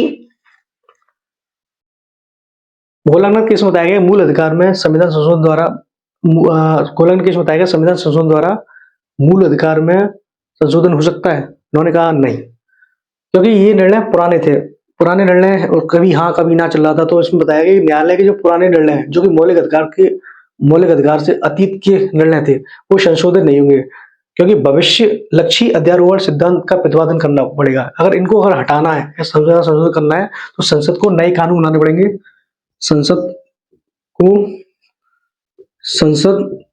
को कानून बनाने पड़ेंगे। और कानून कैसे होंगे? जो कि संविधान की सर्वोच्चता बनी रहे, अखंडता बनी रहे, संसद की व्यवस्था बनी, इस तरीके से भविष्यलक्षी कानून आने पड़ेंगे जिससे कि उसमें संविधान संशोधन हो सकता है। समझ में आया ना? नहीं आया होगा तो दोबारा बता देता हूँ। गोलकनाथ केस में बताया गया कि मूल अधिकार जो है, मूल अधिकार में संविधान संशोधन संविधान संशोधन मूल अधिकार को चेंज कर सकता है, तो उन्होंने कहा नहीं। मतलब सुप्रीम कोर्ट या कोर्ट जो न्यायालय वो मना करता है और कहता है कि न्यायालय के जो पुराने निर्णय है, मतलब इससे पहले के जो पुराने निर्णय है, यानी कि जो अतीत में जो निर्णय दिए गए, अतीत काल के जो निर्णय थे, उनमें संशोधन नहीं हो सकता है। अगर संशोधन करना है आपको, अगर संशोधन करना है तो आप एक नया संसद का कानून या विधायी का कानून बनाइए, जो कि संविधान की सर्वोच्चता, अखंडता इनको प्रभावित न करते हुए भविष्यलक्षी अध्यारोपण कीजिए, जो कि इन सिद्धांत पे काम करते हुए मौलिक अधिकार में चेंज कर सके। ठीक है, तो आर्टिकल 13 का कौन सा आर्टिकल है ये? आर्टिकल 13 का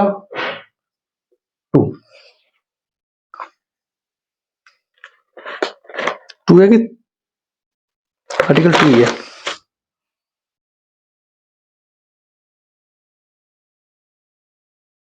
अब इसके बाद इसमें बहुत तेजी से बहस होने लगी। 1971 में संविधान संशोधन विधि है या साधारण बहुमत से संशोधन हो सकता है या विशेष बहुमत से संशोधन हो सकता है, इस पर विशेष चर्चा चलने लगी।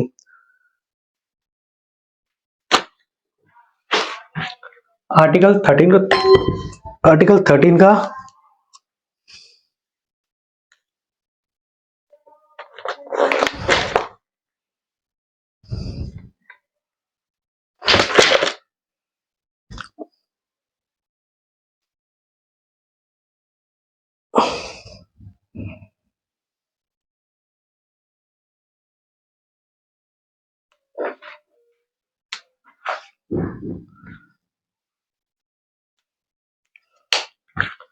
अब हम इससे आगे बढ़ते हैं।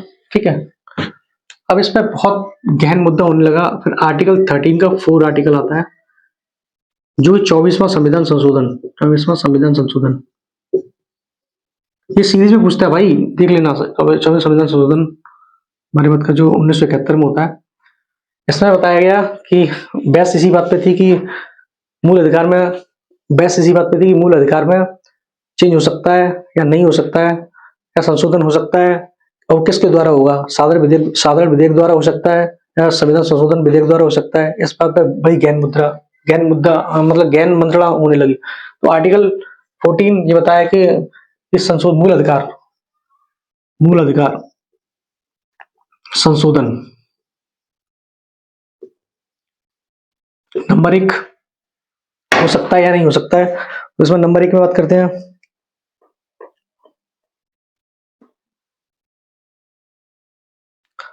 साधारण बहुमत से संशोधन हो सकता है।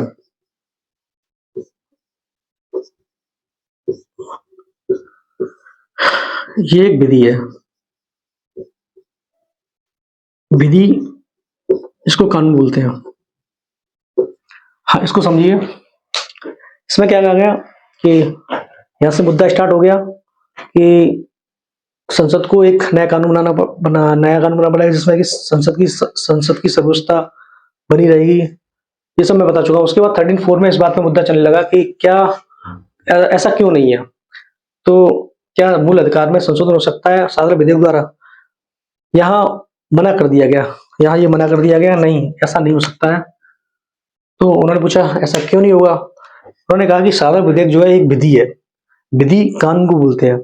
अब विधि क्या होती है और संविधान संशोधन, और इन्होंने बताया संविधान संशोधन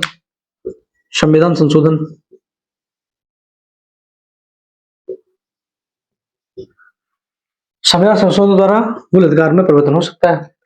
लेकिन साधारण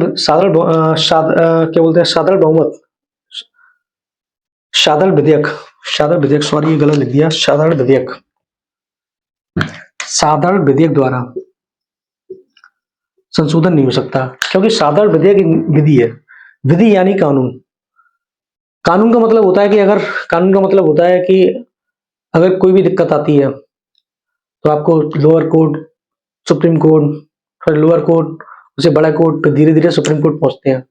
इन प्रोसीजर से गुजरना पड़ेगा। कोई भी कानून, जैसे कि संपत्ति का अधिकार एक कानूनी अधिकार है, तो इसमें अगर किसी आदमी को, अमुक व्यक्ति को किसी की संपत्ति से परेशानी है तो डायरेक्ट वो सुप्रीम कोर्ट नहीं जा सकता। इसके लिए उसको एक प्रोसीजर फॉलो करना पड़ेगा, लोअर कोर्ट से हाई कोर्ट तक एक सीधी जो बनी हुई है, अब्बा टू लोअर टू अब्बा डायरेक्शन की तरफ जाना पड़ेगा, निम्न से उच्च स्तर की तरफ जाना पड़ेगा, तब उसके बाद उनके डिसीजन सुनते सुनते आगे बढ़ेगा। इसी तरीके से सादर विधेयक विधि है। विधि यानी कानून। कानून कभी भी संविधान संशोधन नहीं कर सकता। मतलब कानून कभी भी मूल ढांचे को चेंज नहीं कर सकता। मूल ढांचे से मतलब होता है कि मौलिक अधिकार एक अपने आप में मूल ढांचा है। मूल ढांचा यानी कि संविधान की आत्मा है। ये संविधान की आत्मा कैसे चेंज हो सकती है? ये संविधान संशोधन द्वारा चेंज हो सकती है, लेकिन इसके द्वारा केवल सादा विधेयक द्वारा नहीं चेंज हो सकती, या कोई विधि द्वारा चेंज नहीं हो सकती है। तो आर्टिकल 24वां संविधान संशोधन 1971 में ये कहा गया कि सादा विधेयक एक विधि है, विधि जिसको कानून कहते हैं, ये संशोधन नहीं कर सकती, इससे संशोधन नहीं हो सकता, लेकिन संविधान संशोधन से इससे संशोधन हो सकता है। ठीक है, आर्टिकल 13 का 4 हो गया।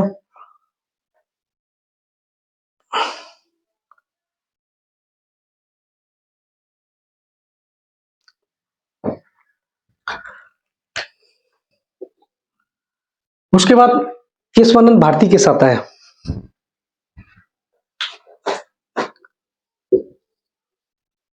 केशवानंद भारती केस 1973 आ रहा है नहीं यार, इसको मुझे चेक करना पड़ेगा एक बार। चलिए चेक करके आता हूँ। नहीं आ रहा है संविधान। ठीक है, ऊपर लिखना पड़ेगा मुझे।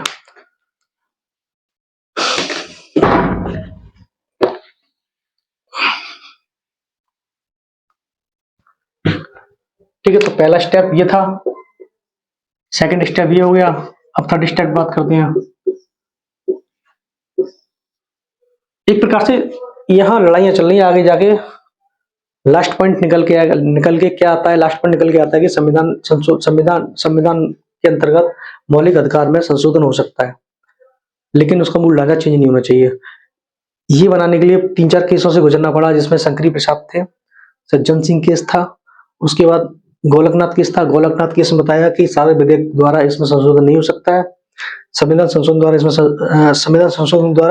इसमें संशोधन हो सकता है, क्योंकि साधारण विधेयक को इन्होंने एक कानून बताया। कभी भी कानून मौलिक अधिकार को चेंज नहीं कर सकती है। यहाँ अभी आधारभूत जो ढांचा उसके बारे में भी कोई बात नहीं हुई थी। लेकिन केशवानंद भारती सबसे बड़ा केस था। 13 लोगों की बेंच बैठी थी पहली बार। 13 लोग की बेंच, अभी तक की सबसे बड़ी बेंच बैठी थी इसी मुद्दे पर बात करने के लिए। ठीक है, ये 24वां संविधान संशोधन था 1971 में। ये डेट याद रखनी है, कभी कभी सीरीज में पूछ लेता है। ठीक है, मैं आपको बता भी दूंगा, जैसे कि बेड़ूवादी केस, चलो बाद में बताऊंगा। एनीवे मैं यहाँ बताता हूँ लिख के। तो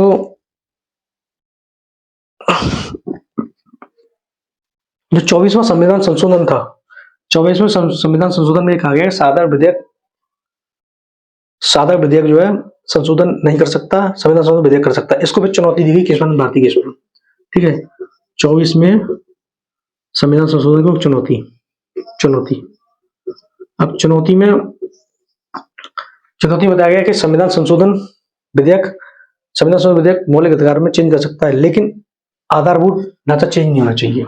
यहाँ आधारभूत ढांचा की पहली बार शब्द निकल के आया था, आधारभूत ढांचा चेंज नहीं होना चाहिए, ढांचा बदलना नहीं चाहिए। अभी आधारभूत ढांचा क्या होता है? मैंने आपको बताया ना, एक शरीर होता है इंसान का, शरीर के अंदर आत्मा होती है। अगर आत्मा, दिल होता है, हाथ होते हैं। अगर किसी का एक हाथ अलग हो जाए, भगवान ऐसा करे, ऐसा कभी किसी का ना हो, अगर हो जाए तो कोई तो मतलब वो जिंदा रह सकता है, लेकिन किसी इंसान की अगर आत्मा निकाल लो या उसका हार्ट निकाल लो, वो खत्म हो जाएगा। इसी तरीके से संविधान भी है, संविधान के अंदर मौलिक अधिकार उसकी आत्मा है। अगर ये आत्मा खत्म होती है, मौलिक अधिकार ही नहीं, अपितु जो भी की पॉइंट है, मतलब एक प्रकार सर्वोच्च न्यायालय चेक करता है कि कौन कौन से संविधान के अंतर्गत जो है कौन कौन से मौलिक ढांचे हैं संविधान का, अगर वो चेंज होता है तो वो तुरंत उन कानून को चेंज कर देता है, जिसके अंदर वो इसके अंदर क्या हो जाता है, जैसे कि मौलिक ढांचे के अंतर्गत लोकतांत्रिक व्यवस्था दिक्कत नहीं देनी चाहिए, संसदीय व्यवस्था खत्म नहीं होनी चाहिए, संघात्मक व्यवस्था खत्म नहीं होनी चाहिए, ये मौलिक ढांचे तो है ही सब ये। तो यहाँ किशोर भारती केस में 24वां संविधान को चुनौती दी गई। चुनौती देने के बाद यहाँ बताया कि आधारभूत ढांचा बदलना नहीं चाहिए। आप ये कहा कि चेंज तो हो सकता है लेकिन आधारभूत ढांचा चेंज नहीं होना चाहिए, ठीक है।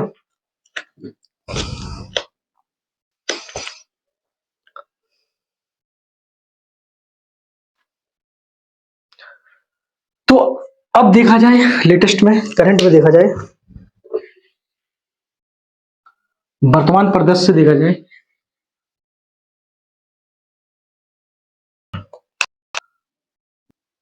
वर्तमान परिदृश्य, वर्तमान परिदृश्य देखा जाए, मौलिक अधिकार पहले तो परिवर्तनशील है,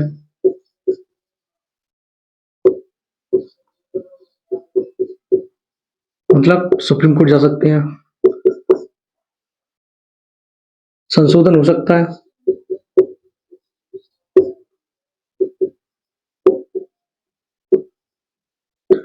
मूल ढांचा चेंज नहीं होना चाहिए,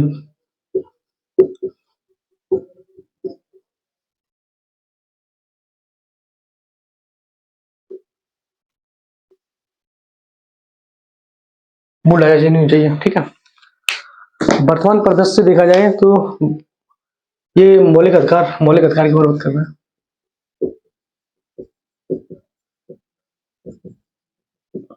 मौलिक अधिकार वर्तमान परिदृश्य देखा जाए परिवर्तनशील है, सुप्रीम कोर्ट जा सकते हैं, पहली बात, संशोधन हो सकता है, मूल ढांचे में चेंज नहीं होना चाहिए, ठीक है, ये आपको पता है। इस समय कंडीशन है।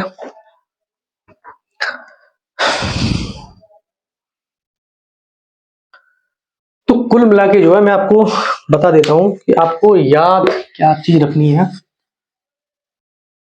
मौलिक अधिकार संशोधन, मौलिक अधिकार संशोधन प्रक्रिया, इसमें क्या कौन कौन से केस महत्वपूर्ण है। पहला केस कौन सा महत्वपूर्ण है इसमें, शंकरी प्रसाद, ये आपको लिंक होना चाहिए कि ये इससे रिलेटेड मौलिक अधिकार चेंज की बात कर रहे थे। सज्जन सिंह केस,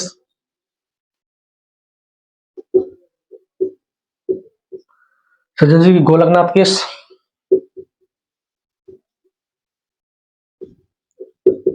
जिसमें कि 24वां संविधान संशोधन था,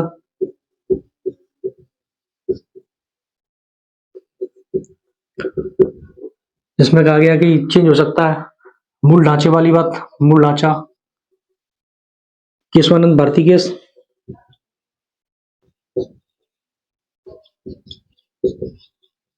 इन चारों चीजों को एनालाइज करके वर्तमान स्थिति मैंने आपको लास्ट में लिखाई थी, वर्तमान स्थिति, ठीक है। इनकी डेटा लिख लीजिए, 51, 65, 67, 1951, 1965, 1965, 1967, 24 संशोधन 1971, केशवानंद भारती 1973 आ रहा होगा, अगर ये नहीं आ रहा होगा तो केशवानंद भारती केस 1973 वाला, ठीक है।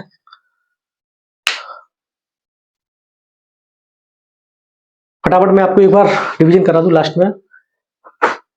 मौलिक अधिकार से रिलेटेड, मौलिक अधिकार भारतीय संविधान में दिए गए हैं, क्या इन मौलिक अधिकारों में चेंज हो सकता है कि नहीं हो सकता है, इस बात पर चर्चा करने के लिए 4 से 5 केस बनते हैं, जिसमें कि पहला केस नागरिक शंकरी प्रसाद केस है। इन्होंने कहा कि संविधान संशोधन या विधेयक, साधारण विधेयक द्वारा संविधान मौलिक अधिकार में चेंज नहीं किया जा सकता, इन्होंने मना कर दिया, 1951 की बात है। फिर सज्जन सिंह केस आता है, इन्होंने भी साधारण विधेयक और संविधान संशोधन विधेयक इन्होंने मना कर दिया। यहाँ कहा गया गोलकनाथ केस के 24वां संविधान संशोधन विधेयक बनाया गया, ठीक है, 1967 की बात है। यहाँ क्या है कि साधारण विधेयक द्वारा तो नहीं किया जा सकता क्योंकि ये एक विधि है, विधि के मौलिक अधिकार को चेंज नहीं करती है, लेकिन हाँ संविधान संशोधन द्वारा मूल अधिकार में चेंज किया जा सकता है। लेकिन उसके बाद 1924 में इसको 24वें संविधान संशोधन इसको चुनौती यहाँ दी गई, जिसमें कहा गया कि इसमें चेंज तो हो सकता है लेकिन मूल ढांचा चेंज होना चाहिए। लेटेस्ट में स्थिति ये है कि ये परिवर्तनशील है। सेकंड आपका नंबर 1 परिवर्तनशील है, ठीक है। सेकंड आपका क्या है, परिवर्तनशील तो है ही। सेकंड आप ये चेंजेबल है, आधारभूत संरचना चेंज नहीं चाहिए। आपको ये वीडियो कैसा लगा होगा आप पूरे देखिए, आप बोर हो जाओगे देखते देखते, लेकिन अगर आपको पढ़ाई करना है तो मेरे साथ पढ़ना चाहिए। देखो मुझे देखो बोलते बोलते या इतना मतलब 6-7 किताबों से बना बना के मैं भी निचुड़ जाता हूँ, ठीक है। अच्छा लगे तो ज्यादा से ज्यादा वीडियो को बढ़ाइए, केवल सीरियस स्टूडेंट के लिए वीडियो है। धन्यवाद।